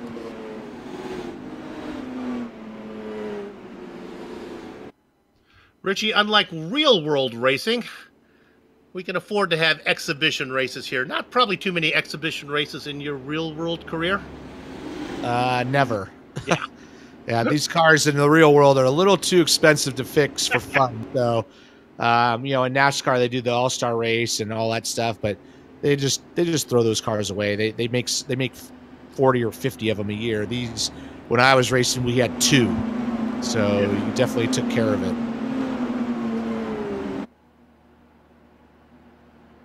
All right, looks like our pace car is going to be pulling in this time around. Going to control going to be turned over to Sage Karam as he's going to be working lap number 46. And we're back under green. Karam, Goodman, Limkeman, Weaver. Nope, Yazik, Stouffer, and then Weaver. There we go, Soup. Yeah, Brian Yazik in that 4th position, but he's going to have a hot Chris Stouffer right behind him. Got a really good run off of turn 4. Everybody's got fresh tires, so they're going to be able to run that low line. Although Brian opens the door, here comes Chris Stouffer. He's going to grab the low line, and he's going to have that position going into turn 3. We'll see how that goes. Right behind them, Justin Weaver and Bob Mikus. Ooh, Brian Yazik goes really high, and he's going to give that position up as Justin Weaver also makes the pass on Bob Mikus. They were really strung out at the back of the field as we went green that time around. We're looking there, I believe that's 7th position. Is this Mikus and Galvin? That's Galvin underneath. Now trying to follow Galvin through is Joe Branch. Yeah, man, going the wrong direction. Well, one thing we missed is Brandon Linkerman got in his 2nd spot past Michael Goodman, who's Chris Stouffer is also got by Michael Goodman. And here comes Brandon Linkerman, who's going to try to go around the outside of Sage Karam. Yeah, Karam made Linkerman made an attack on Karam, lost all of his momentum. Oh! He gets hit, Linkerman goes around. Scott Stouffer got him. Yeah, Chris Stouffer just tagged the inside of him. Kinsella gets in it as well, and now the caution comes out. Also involved in it was Rigby. There were a lot of drivers in this one. Yeah, that was all caused by Chris Stouffer getting just to the left rear of Brandon Linkerman, and then all hell broke loose after that. As you can see, people going upside down. Kinsella and Sean Cole go in nose to tail. I think Cole got the best of that one. He's going to still be racing, lost his nose. We'll go on board Michael Goodman. And there is Chris Stouffer on the inside, and Brandon Linkerman just is going to squeeze him off, and Michael has nowhere to go. He checks up, everybody else behind him, and it just goes nuts. Lincoln, Beard, Rigney, Cole. Now watch Cole. He's going to be 2nd car on the scene. I think he's going to get away okay on this one. He lost a little bit of his nose. Not sure how damaged it is. This will be fun. Yeah, he's right on board with them, and you can see it happening. If he just damaged the nose, they can replace that fairly quickly. As you see him in the pits up on the jacks. Yep. just a nose damage. Hopefully it get fixed. Andrew Kinsella, a lot more damage. I don't know if he's going to be able to get back out there. And no, he exits. Now, what's interesting is the top 4 cars stay out. Karam, Stouffer, Yazik, and Galvin. In 5th position, Justin Weaver came in, got fresh tires, and came back out. Yeah, I would put Justin Weaver in the catbird seat because, you know, he's got a healthy with fuel and tires. Didn't lose really any track position coming in, so he's looking good at the moment. Let's check in on Sean Cole. He's in 8th position right now out there in the Sim Pit car. Yeah, got that nose put back. Looks good. Yeah, he looks like he's doing just fine. Actually made up a couple of spots on that wreck, so nice job to him, starting 20th up to 8th at the moment. Looks like we've got ourselves 11 cars on the lead lap. Kinsella, nah, he's come in as his day is done, I think. Yeah, I think he's exited the car. I think he's out having a beer watching the race. So that puts us down to 10. Hey, this gives us an opportunity. Let's go ahead and talk to Brian Carey real quick. Is Carey still racing? No, his day is done. All right. Brian, better transfer race than the main event. Yeah, no, definitely that. Oops, we lost you there a little bit. Any difference in the way the track felt? The temperature was almost the same between the 2 races. Actually, the temperature was a little bit warmer for this race here, so the tires were going off, the grip was going off a little bit more, and it was a little bit more single file this one. Even if you're out in front, is racing that low line, is that something you can't really do for a long stint? Do you eventually have to let the car move up? You can't protect the inside all the time? Actually, no. What I was finding is there's, on the entry into turn 1, there's a little bit below the groove where you can kind of hook the car in and get it around, because anytime you're running up high, you're probably losing about 2 or 3 tenths a lap. So if you're in a draft and you have a couple guys with you, it's okay. But on your own, holding that line, it seems like it's a little easier on the tires here. All right. Well, we're sorry you're out. It was great to get to interview you a couple times. Good luck this season as we're about to go green. Let's see if you can get yourself a Rookie of the Year award, okay? Awesome. Thanks, guys. All right. Brian Carey, one to watch when it comes to the rookie battle. Yeah, after that wreck, it looks like we only have 10 cars running at the moment. Andrew Kinsella is the first car lap down, but he has exited the car, so it's going to be a quiet track for a little bit. We're working lap 54 of 148. And we go back to green right now. The man who's been out in front for most of this race, Sage Karen, continues to be there. Chris Stouffer in second. And we got the green flag. Incident. Yeah, green flag. Sage Karen gets a great start. Chris Stouffer right behind him. Brian Yazik squeezing out Jason Galvin, trying to hold on to that 3rd position. Yazik in 3rd. Galvin looking to go around him as they come out of turn number 2. A nice battle going on behind him. That is Joe Branch going side by side with Justin Weaver. Those guys come around, and we are now working lap number 57. Yeah, Sage Karam's getting a little bit of a challenge by Chris Stouffer. Brian Yazik has closed right in after that sleeping start. Brian Yazik going to the inside of Chris Stouffer, trying to take over that second spot. And they got Jason Galvin right on the heel. Galvin racing back and forth. Yazik in second. Trying to squeeze between them is Chris Stouffer. If you like this battle between Yazik and Galvin, check them out when they are the lead commentator and co-commentator for the Retro Series. Yeah, Sage Karam earlier was able to check out a little bit on these guys, but no longer right now as Brian Yazik's putting Lapede on him. He's going to force Sage Karam down. Unfortunately, Brian goes high, and he's going to lose that spot to Chris Stouffer. Had that problem earlier on, and Chris Stouffer is now going to take over that second spot. Sage Karam doing everything he can to kind of hold that yellow line all the way around the track. For Yazik, it sounded like a good idea at the time, but he ended up not only losing second, third, and now he's back in 4th as the sparks continue to fly. Now he gets a good run off of 4 as he comes up on the back of Galvin. Meanwhile, keeping that low line is Sage Karam. Covering the inside like wall-to-wall carpet. Working up top, it's Chris Stouffer. Yeah, Sage Karam doing a good job leading the race, but he's got 7 cars all behind him looking for that spot. It's going back and forth between Jason Galvin and Chris Stouffer. Brian Yazik, who's going to lose another spot to Joe Branch here in a second. But, man, it is getting crazy back there. You think this was like the last 5 laps of the race. It's 2 wide for second, 2 wide for fourth. Now Galvin gets the best of it for second. He gets around Stouffer, but Stouffer's not done. Look at him coming at you as they fight for position. Oh, that is Yazik really high.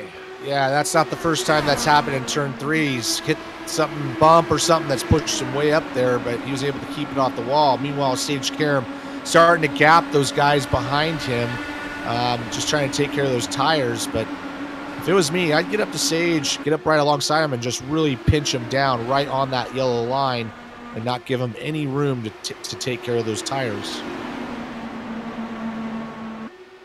We talked about the guys up front, but really this is a 10-car train. The back half of your top 10, Sean Cole, Justin Weaver, Michael Goodman, Mike Rigney. All very quick, all within striking positions. Yeah, I think those guys in the back, like Sean Cole, they're just kind of taking it easy, knowing there's a long race to go. No reason to get crazy. Michael Goodman, who was running second, he did start on the pole, so he was leading. He's all the way back in 9th, but just kind of just hanging in that pack. Joe Branch gets stuck on the outside right now, leaving the door open underneath. Yazik takes it.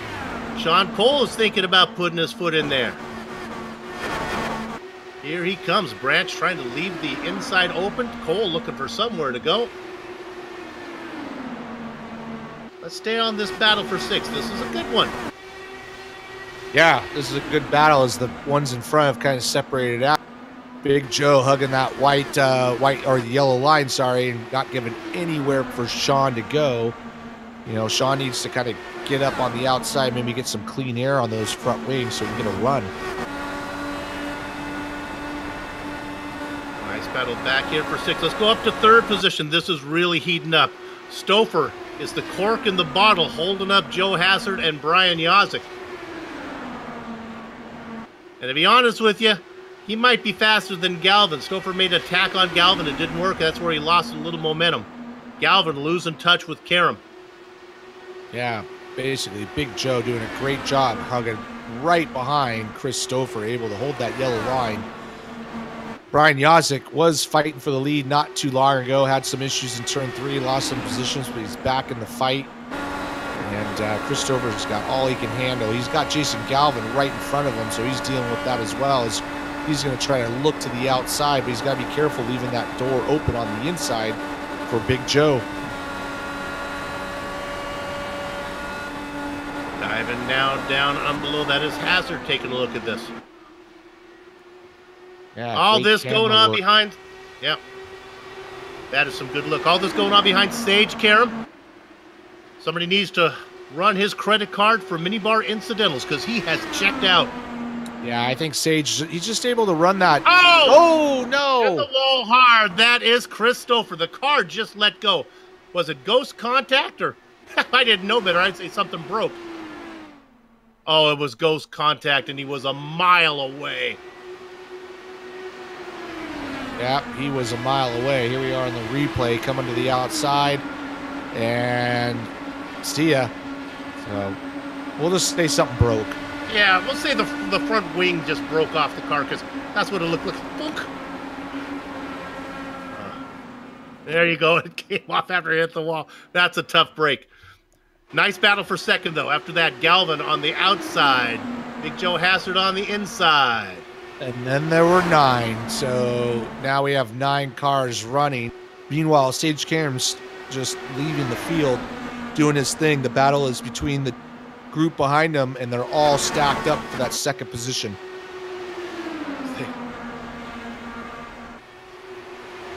And you know what? I think that ghost contact that involved, who was it? Was it Stouffer, I guess. Yeah, it was Stouffer. I think that Galvin might have got a little damage on that one as well. His car's not looking great.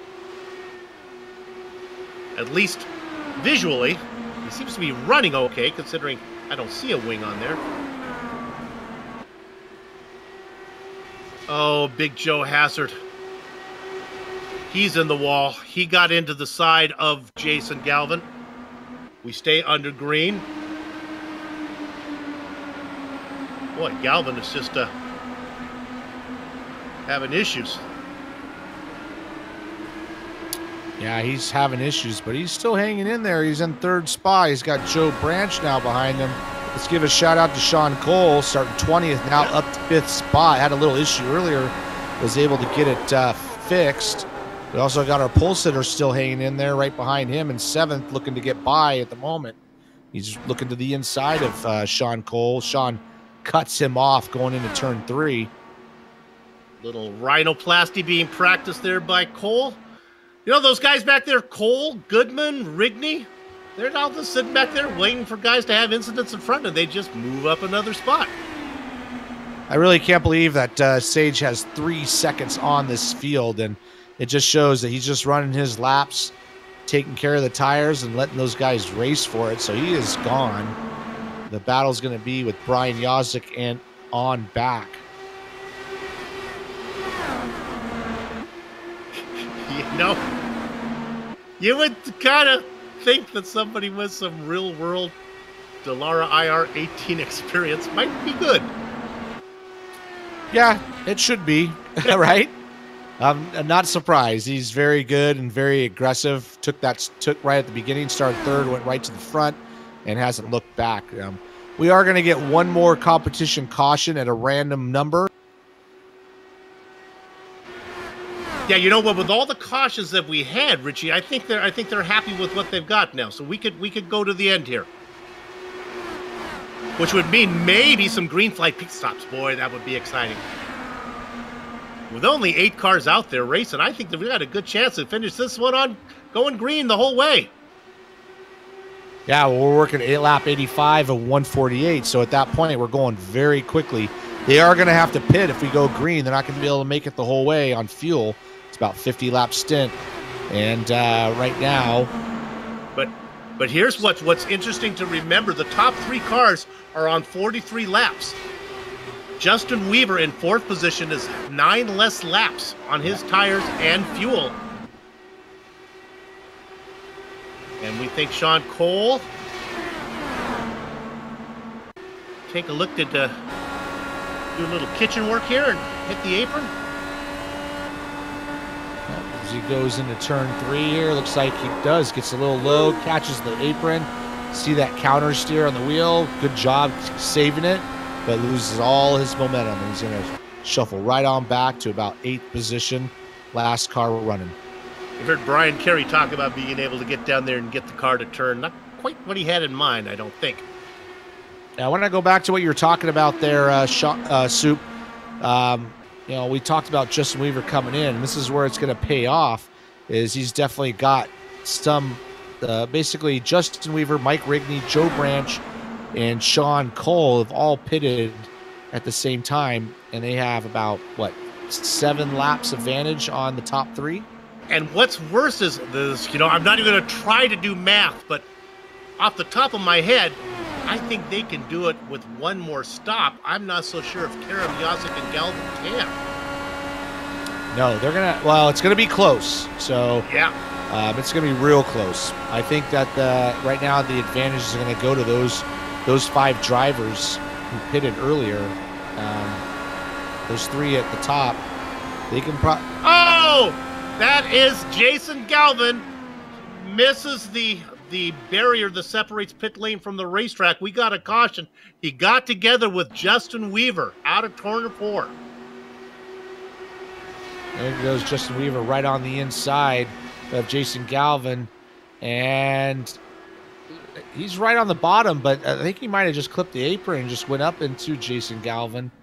It's going to bring out a caution, which is going to put all that fuel strategy we just talked about, forget about it. It's all going to be straight up. This is like an Agatha Christie novel, little by little. Our characters are being removed from the plot. The last one standing might win this race. Well, that takes all the strategy out of it. I imagine everybody's going to come in now, but we cannot get to there from here. I think we're going to need one more. Maybe. We're going to need one more, or just somebody really light on that throttle. As they all come down the pit lane, there's only 7 cars running at the moment, so it's going to be pretty much a heat race here. Now, these are fixed setups, so they don't get to play around with the fuel setting, the mix. If they have to save fuel, they have to do it the old-fashioned way with their right foot. You know, Go ahead. Honestly, it doesn't do any difference. It's all with the right foot. Just lifting a little bit here and there is all you need to do. If I'm Sean Cole out there, Sean, baby, if you're listening, you're back in 7th. Fill it up all the way. In fact, come on in and top off before we go green, and let's see if you can just kind of milk this thing for, oh my goodness, there's only going to be 53 laps maybe? Come on, baby, you can do it. You know what, Soup? You are right on the money on that. If any of those guys, couple in the back, Sean Cole, Joe Branch, I'd be coming in every lap. Fuel, fuel, fuel. That might make all the difference.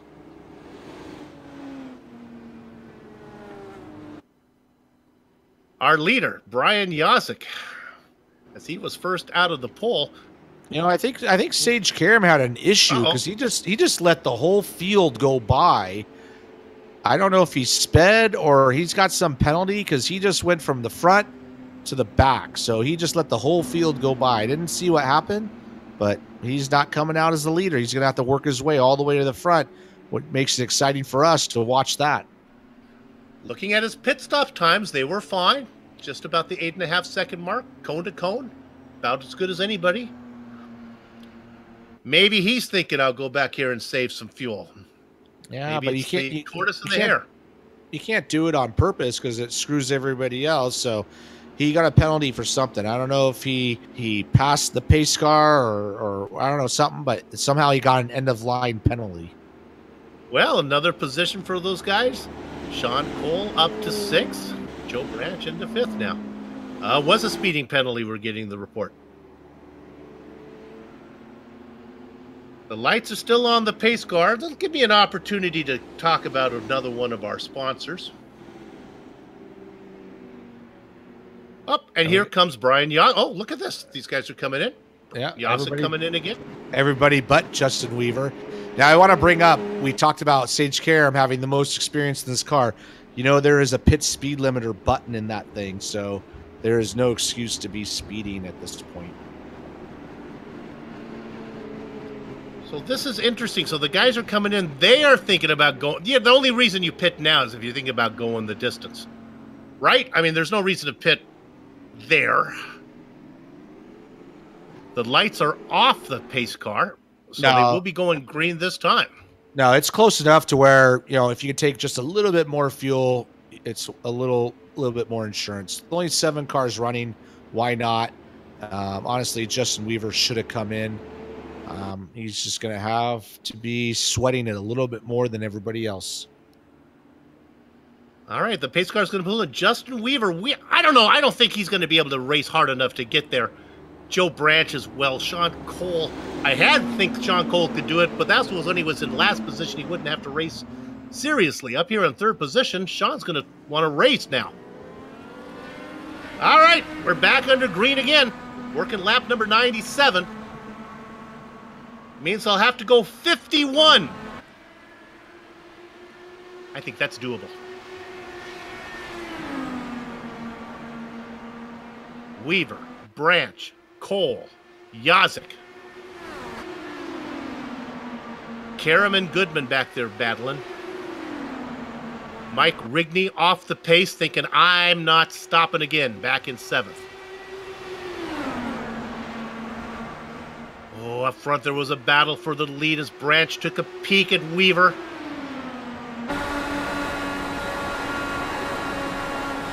What about track position here, Richie? You got to figure the Weaver, if he's thinking about stretching it, he doesn't want to be leading. You're burning more fuel, right? Yeah, I don't think the draft is going to save you enough fuel. It's just a matter of just breathing it on your own. as he goes up high and probably makes me look like a liar as he lets everybody go by and he's going to get the Traff. But right now, you're not going to run away from anybody. Just might as well just get back there. Just take it easy. It's going to be close, but I think he'll be fine.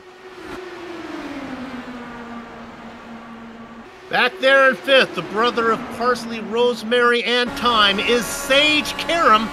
He is not wasting any time as he's back in fifth looking on Brian Yazik. Watch that car go around the top side. Yeah, he's going to run that high line until it ends, and he's going to try to get up to the front, whatever the penalty. He's right up there on the top, and he's going to make it exciting as Joe Branch leading the race here, doing a great job.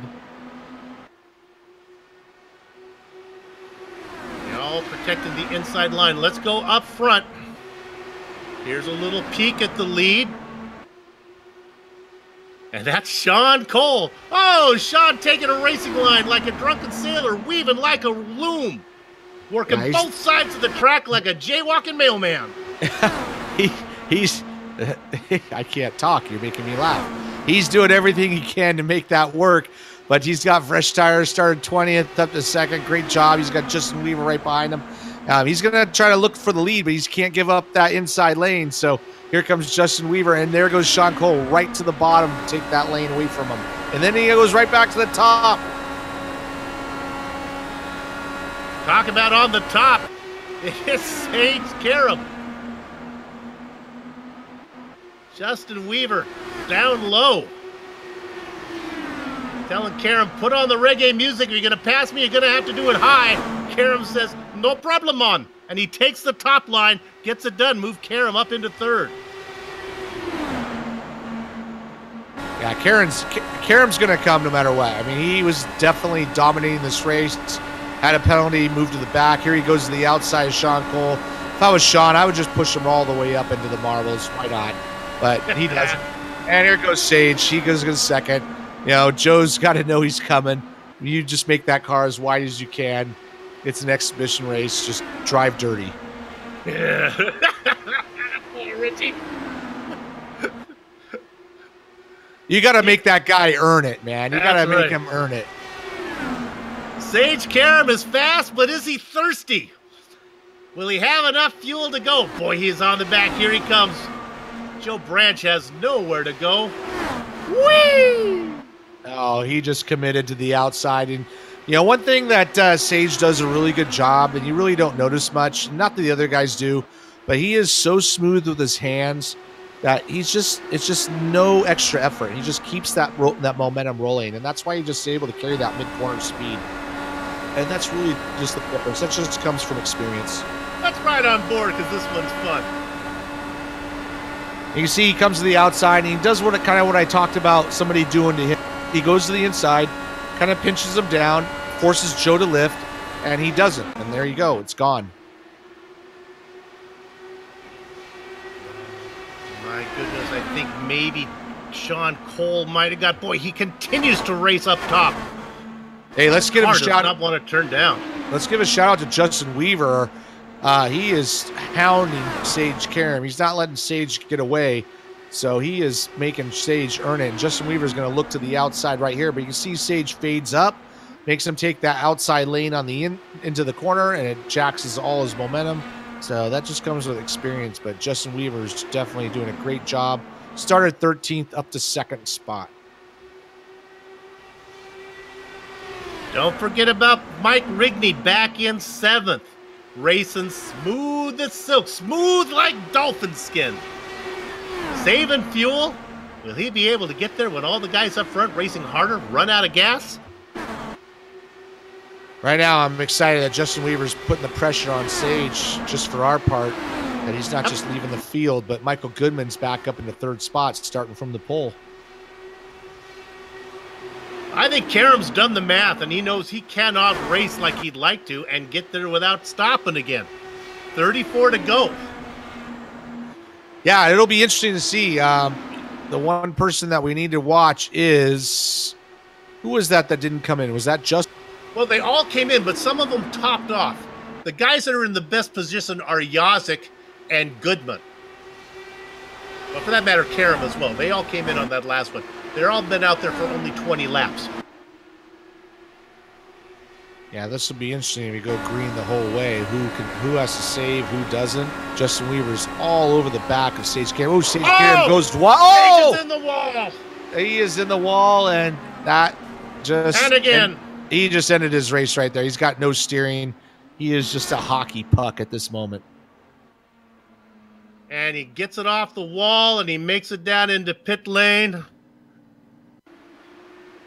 The car's a little skinnier than it was when we went green. Here we go on the replay. We got Justin Weaver all over the back of him. And he just gets a little bit wide and just looks like he's got a little loose. I don't know, but got up into the wall and not going to be able to do the double all-star win. Well, you got Moby Dickey chasing you back there. It's a little bit scary. Let's credit Here we go, Justin on board. Weaver a little bit for that mistake. Here we go. We'll watch his hands a little bit. He gets in, and he just washes out and just runs out of room. So it's just one of those things that happens once in a while. Joe Branch in the wall. Is his car going to be damaged as well? He's losing ground. Sean Cole makes his way around. Joe Branch has lost momentum. I don't know if the car is damaged. Oh, he's really slow. Mama Jean, my 96-year-old mother-in-law, if you're watching at home, see if you can enter this race. You might be able to get yourself a top 5. I think Joe Branch is in trouble. I think the car is still drivable. Yeah, he's still going out there, so it looks like he's doing all right. We got 6 cars running. Meanwhile, Justin Weaver doing a great job. Put the heat on Sage, made him make a mistake, taking control of the lead, but he's got Michael Goodman right behind him. Big gap between Goodman and Yazik. So unless we get a yellow, that battle is over. Mike Rigney now in 4th position. Can Weaver get to the end without stopping? Can Michael Goodman? Yeah, that's going to be, we got 24 laps to go. That's going to be the question mark. Who can make it to the end and who can't on fuel? So these guys are starting to do the numbers. Mike Rigney, one of our transfer drivers, almost got into the wall off of turn 4 there. Just watched him just for a second. And he's got Sean Cole all over the back of him at the moment. We put up the race analysis when we started this race. You saw that it was a 50-lap stint as far as they can go. They always lie to us. So you can always get a few more. 3 laps, 53. That's what some of these guys are going to have to do. Weaver is working. Weaver is on a 32-lap stint right now, and there is 23 to go. That's 55. Yeah, he is the one that didn't come in when the others did. So he's 2 laps shorter than everybody else. So if I was him, I'd be lifting, just kind of coasting through the corners as much as you can. You obviously can't if everybody's flat out. So, but he's the one who's going to probably have to sweat it out the most. Weaver, Goodman behind him by about 0.6 of a second. The Moby Dickey's machine coming up on the back of Joe Branch. Joe Branch is going to pull it down onto the apron, let the leaders go by. Branch's car still damaged after he put it in the wall. Let's go back for 4th position. Or last car's on the lead lap, however you want to look at it. Last car's out there racing at speed. This is Rigney and Cole. Yeah, I mean, right now everybody's kind of separated out. We got Rigney and Cole battling out, but that's really it. Joe Branch is out there, but he's coming into the pits. He's done. I don't know if he's going to take fuel and go back out and hope everybody else runs out, but really the whole question mark is going to be who can make it to the end and who can not. Joe Branch still sitting in the pit lane, so I think he's done. There really is 5 cars running. Everybody's separated out. So we'll just kind of see what happens here. God bless the series organizers here at the Lionheart IndyCar Series and the Retro Series as well for avoiding the temptation of throwing in the fast repair, the spare car. This commentator hates it. This is what racing all about. When you put it in the wall, it matters. 5 cars out on track right now. Richie, this feels like an Indianapolis 500 from the 60s where attrition mattered. right? Now attrition doesn't matter. Everybody's flat out all the time. But yeah, I mean, it is what it is. It is an exciting race. We've had some good runs, but it's going to come down to a mileage run with only 5 cars out there. Justin Weaver, your leader, will have to go 2 laps farther than Michael Goodman. You want me to just do a little math for you? At a 1-mile racetrack, he's got to go 2 miles more. See how he did that, Richie? That's pretty good, huh? Well, actually, I think it's 1.017 miles. So,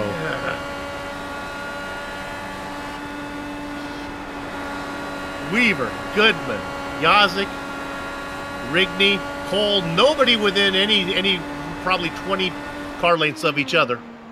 Yeah, I'm gonna go out on a limb here, and I'm gonna say Justin Weaver doesn't make it. He is 2 laps short. That's a lot to make up when you're running out front. You can't lift that much. So I'm gonna call it out that Michael Goodman is our winner. Not to say anything about Justin. Oh, Sean Cole took a tow. And then there were 4. He was chasing behind Mike Rigney. Yeah, just got a little wide. Yeah, just got a little wide. You know, once you get to that point where you commit to the corner and you start getting out wide, you can't get off the gas. You can't just slam on the brakes. It's just the way it goes. You can see his hands turn. Just, that's it. It's over. So there's 4 cars running. I'm just going to make a prediction. Justin Weaver doesn't make it. Michael Goodman does. We are down to the final 10 laps.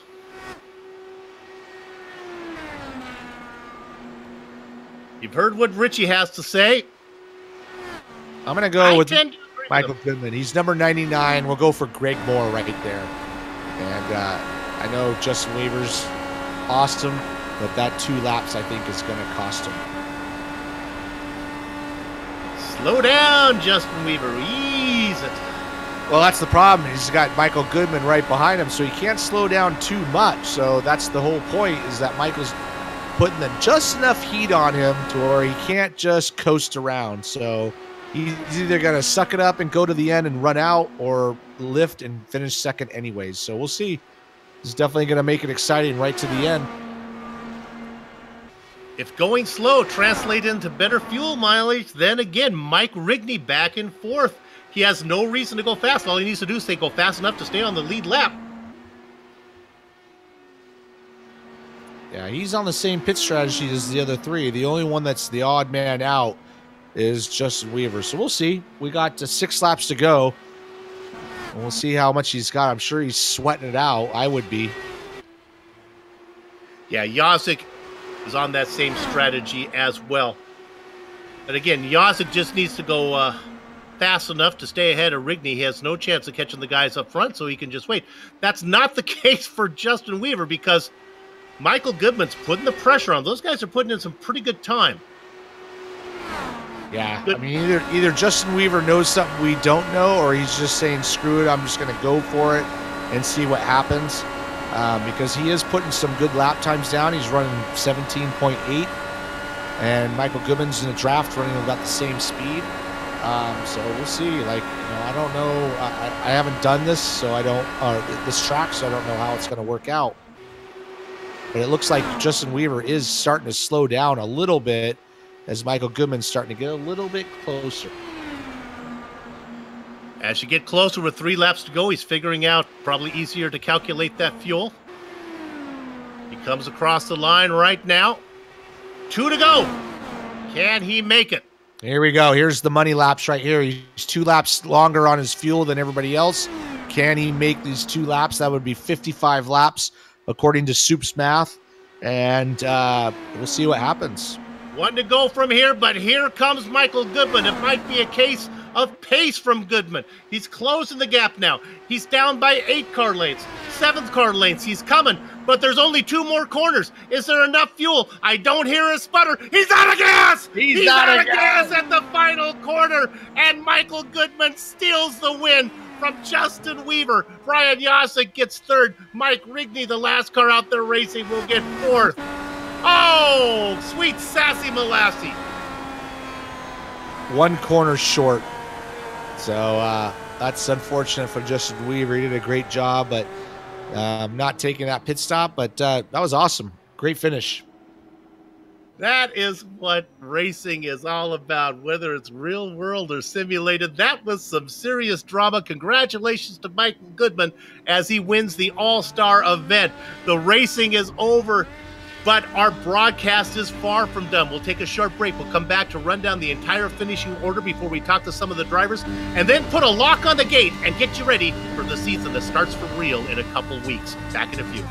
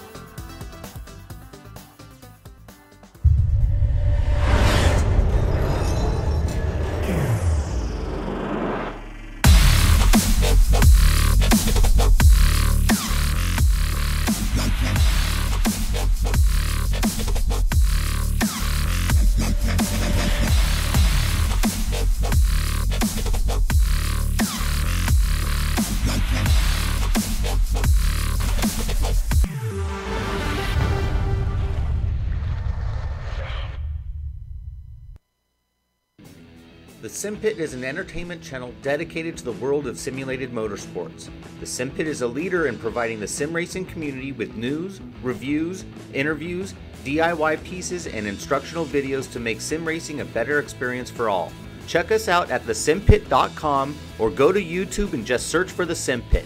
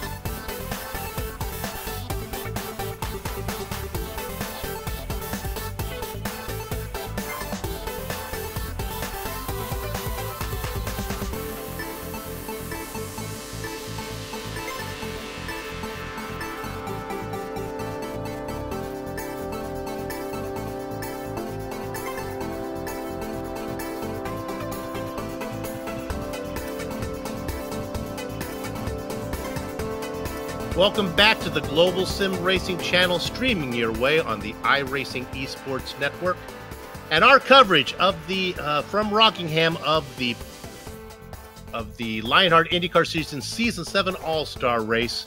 It's time for the Plasma Track Victory Lane post-race show. If you're struggling to find something for the person who has everything, do I have the website for you? Plasma-tracks.com not only produces original racetrack wall art, Motorsports trophies, wall decor, and motorsports fabrications are also available.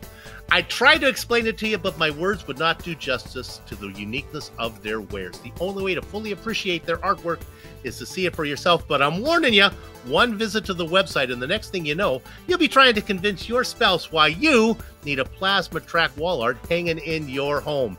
See it all at plasma-tracks.com. Use this promo code. Oh, I don't have the right one here. LSR 2018. Obviously, it's LSR 2019 to get 25% off your order. I will double check that code here before we get done to make sure that is correct with you. Check back at the end of the broadcast.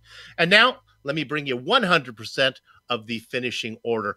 And it was Michael Goodman who was able to outdistance Justin Weaver by just maybe, 300 yards maybe? Michael Goodman gets the win. Justin Weaver runs out of fuel, has to settle for second. Brian Yozik, Mike Rigney go third and fourth. How about Sean Cole? He had a nice run until he had a mistake. He finishes 12 left down, but still in the top 5. Joe Branch, Sage Karam was fast, but once again, you got to finish. Jason Galvin, Big Joe Hazard, and Chris Stouffer rounds out your top 10. Richie? Yeah, coming in 11th spot would be Andrew Kinsella. Got caught up in an early wreck. Right behind him, Bob Mikas. Finishing 13th and 14th would be Brandon Linkerman, who had his chances up front as well. Brian Beard ran really strong. 15th would be Darren Grange. 16th, Dan Guerin. 17th, Brian Carey, transfer from the transfer race. 18th would be Dustin Wardlow. Adam Blocker, our series champion from last year, didn't have a good run. 19th, and Steven Larkamp finishing in 20th spot. And there you have it. Okay, I have the opportunity to talk to our race winner, and that is going to be Michael Goodman. Michael Goodman put just enough pressure on Justin Weaver to make him run out of fuel. Michael, congratulations on the win. Hey, thanks, Soup. I appreciate it, man. It was a fun race. I feel horrible for my teammate, Justin. Fortunately, he, right at the end, he said, "Mike, my car is on red, so just be prepared for me to slow down and stuff." And then he told me he was out, so I went high, and I was able to pass him on the last turn. But regardless, it was a great run for Justin and I. Were teammates, 8-Ball Motorsports. We had a great night, and what else is there to say? It was nice to win one for a change, Yeah, you got the lucky break. Now, you had a 2-lap advantage as far as fuel-wise on your teammate. Did you have to save it all to get to the end, or could you race full throttle? I was looking at the numbers, and actually, when I finished the race, I probably did not need to make that pit stop. I could have made it. But knowing that I did pit and obviously get that little bit of extra fuel, I didn't have to concern myself at all with it. All right, I'm going to get you out of here on this one, and I want an honest answer. I don't want the traditional answer, I'm going to win the championship. What finish in the standings for you next season makes you happy? You say, hey, I had a good season. Well, I'd like to finish in the top 5 in points, but most importantly, well, not even most importantly, but I would love to put a win in the column. I've done basically, I've been competitive pretty much at the majority of the tracks. I just want to win one. And, maybe, I'll see some good things happen this season. But, yeah, I'm sorry. You have one in the Retro Series, yes? You have a Lionheart win somewhere, right? No, I do. I have one in the Retro, but I want to get one in, over here. I want to get one in the IndyCar. So that's the reason why, I'm running. Is that's the goal, All right, well, let's see. We got 24 races to see if we can get that done. You should be able to find one in there somewhere. Hey, congratulations on the All-Star win. Soup, don't cut me off. I just want to thank somebody. I just want to thank my sponsor, Ferocity Graphica, for coming on board for me this season. He does graphic design and iRacing paints. If anyone needs anything done, look him up on Trading Paints or on Facebook. I appreciate everything he did for me. He painted the ride for me, and I just want to give a huge thanks to him. It was aerodynamic. That's what got you that extra. Yeah, right. There you go. Hey, congratulations on the win. Let's get one for real now. I appreciate it. Thanks, man. Michael Goodman, your winner today. All right, Richie, who you got? We got our second place finisher. A little bit of a heartbreak. We got Justin Weaver in the booth. Justin, great job. Started 13th, finished second. Basically 500 yards from the win. Tell us how your race went. Yeah, that was kind of a heartbreaker there. Running out there, kind of sputtered going into 3. I kind of, I kind of knew it there. A lot of those guys pitted on that caution flag, so I was just like, screw it. I was like, screw it. We're just gonna stay out and see what happens. And got around a couple guys there, and then I was stalking Sage there, and once I was stalking him, I was just kind of riding there, and I was kind of just there just to see what I need to do toward the end of the race, and then kind of a little bit was a little fuel saving, and then all of a sudden he just hits the wall coming off 2, and I'm like, well, I'm in the lead here, so I can't do nothing but stay flat on the floor here and try to keep my distance from my teammate Mike there, and just hope I make it to the end. And our hopes were just a little short there. So, and also I do want to apologize to Jason for getting into him there early in the race there. I really apologize for that. Yeah, let's talk about that thing with Sage. He was basically kind of left the field for most of the race, but at that last part, you were able to put the pressure on him. And I don't know if you thought you could get around him, but he put enough heat on him that he got up wide and hit the wall. And were you surprised by that? Oh yeah, I was definitely totally surprised by that because he's usually smooth, smooth as ice there, and I was literally, I was kind of going there high just to kind of see what kind of runs I could get, just to do some research there until it was time to get after it. Like I said, just trying to get in the fuel, and I was just in there kind of riding behind him, and then all of a sudden he just, the car looks like it just took off. The nose took off on him, and the next thing you know, he's on the wall. And I'm like, oh man, I got to make a move here to not run over him there. And then like I said, it was there, and just had to keep it to the floor there just to try to keep Mike behind me there. Yeah, I had a good race. Unfortunately, when we did see that you didn't pit and everybody else did, we were calculating whether you can make it or not, and you almost did. But in the end, it's just kind of a fun race. So it was a really good starter to the season. You had a great season last year, and we really look forward to seeing what you can do this season. Yeah, I'm really, really fired up about this year. Glad that I had pretty good success here in the All-Star race. It was really fun to get back on track, and I'm glad we got Moby Dickey's back for another year here. And also want to welcome Wins Construction to the IndyCar as well. So we're gonna give those guys a heck of a run here. So I really can't wait for the season to start. It kind of just got the juices flowing, and I'm ready for Homestead. I'm just ready to get after it. Yeah, awesome job. So yeah, great job. Almost winning it. Yeah, it's close, but it was just for fun. And hopefully in a couple weeks you can do it for real. Yes, sir. Absolutely. We're going to see if we can get a little Dickey in them there. That'll be for sure. All right, man. Nice job. We'll see you in a couple weeks. I appreciate it, guys. Justin Weaver, your second place finisher today. And we're going to wrap up with the man who finished second to last of the cars that we're racing, or on the final podium spot, depending if you're a glass half empty or a glass half full guy. Brian Yazik, hey, it was fun. Yeah, I mean, I'm going to go glass half full on that one. I mean, yeah, I'm going to try and find the positive way to start the season there, Soup. It was a good one.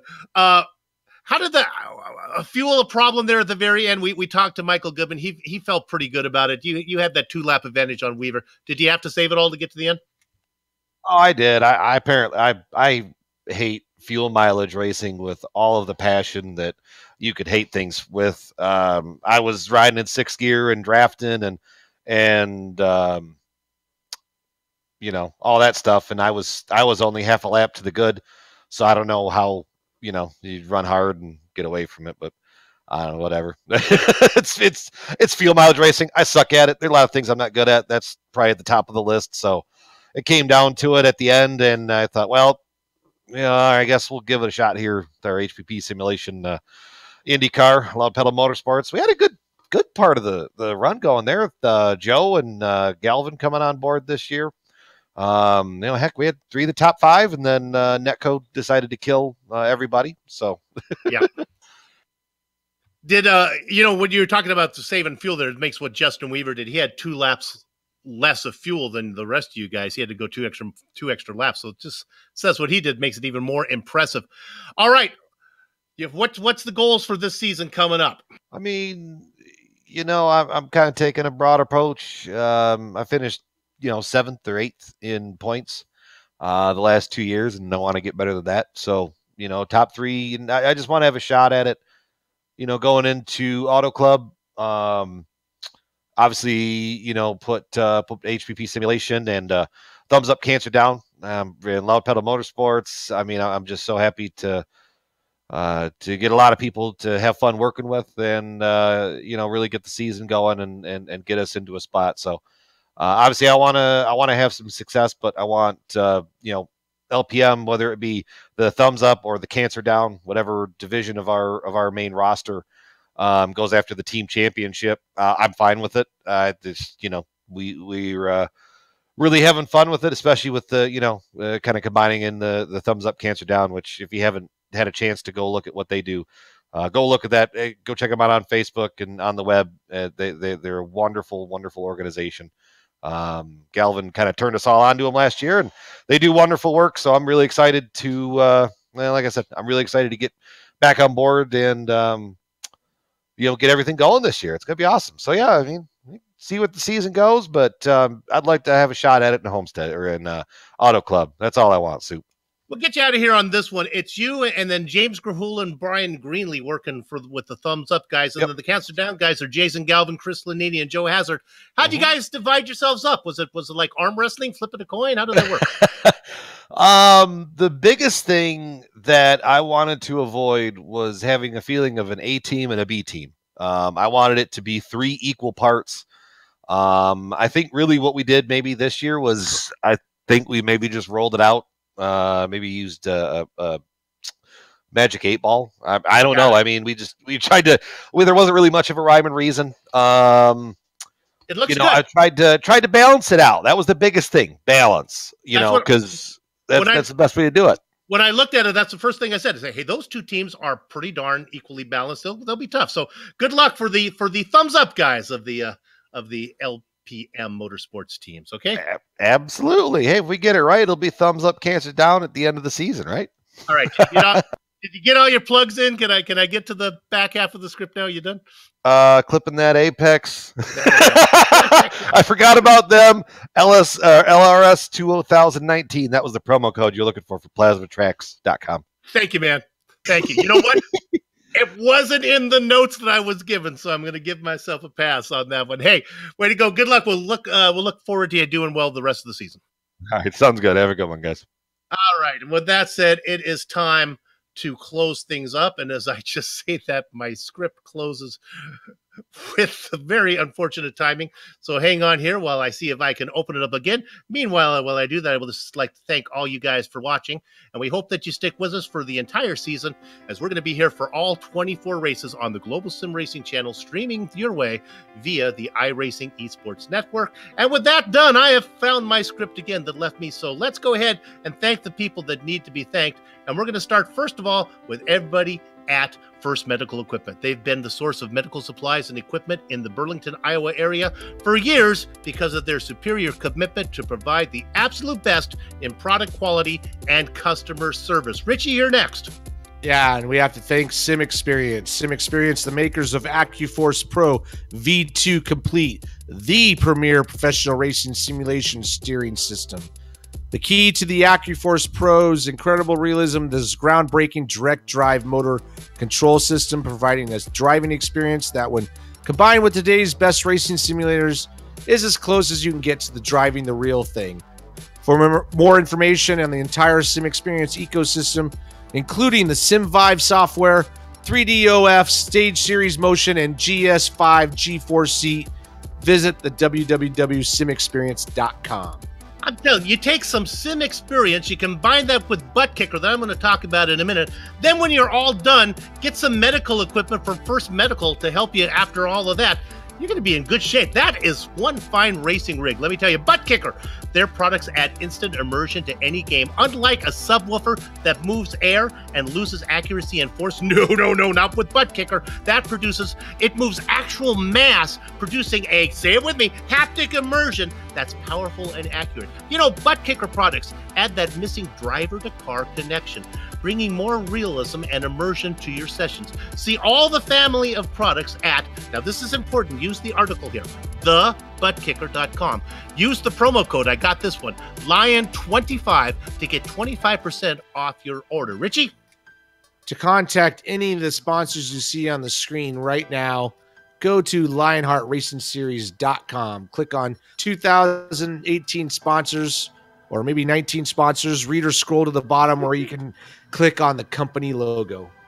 We got to update our script. You know, hey, on the screen now are just some of the company's equipment and software that allows us to stream cyberspace into your place. The iconic music that lets your ears alert your eyes. Hey, you're watching a GSRC production. That comes courtesy of Eric Ekholm and June Lalonde. You want to contact them? See the screen. That's how you do it. The Lionheart IndyCar Series returns Wednesday, March 13th for the season opener at Homestead. GSRC and IESN will be there to bring you all the action, and we hope you join us. The next broadcast on IESN is GRC's coverage of the American Thursday's Radicals from its brands. Coverage begins Thursday, February 28th at 9 p.m. Eastern. Sliding across your screen right now like Dorothy Hamill are just some of the upcoming broadcasts, so check those out and mark them down on your calendar. If you'd like more information about GSRC, including a complete list of future broadcasts, man, there are a lot of them, you can find it at, you know where, globalsimracingchannel.com. We're also on Twitter at GSR Channel and Facebook at Global Sim Racing Channel. And while you're here, if you haven't done so yet, go on over to our YouTube channel and hit that big red button and become a subscriber. Finally, on behalf of the men whose voices you just heard, that would be Richie Hearn and myself, I got to thank myself here. Boy, this script is just brutal here. And our director, Amjad Yaman, and our camera artist, Dougie Beard. I'd like to thank all of you for watching. Who wrote this thing? Congratulations to Michael Goodman, who picks up the All-Star win here as we're going to start our season coming up in 2 weeks. With that said, we're off to have fun, storm of the castle. So until next time, race clean, race hard, update the script, and we'll see you on the track.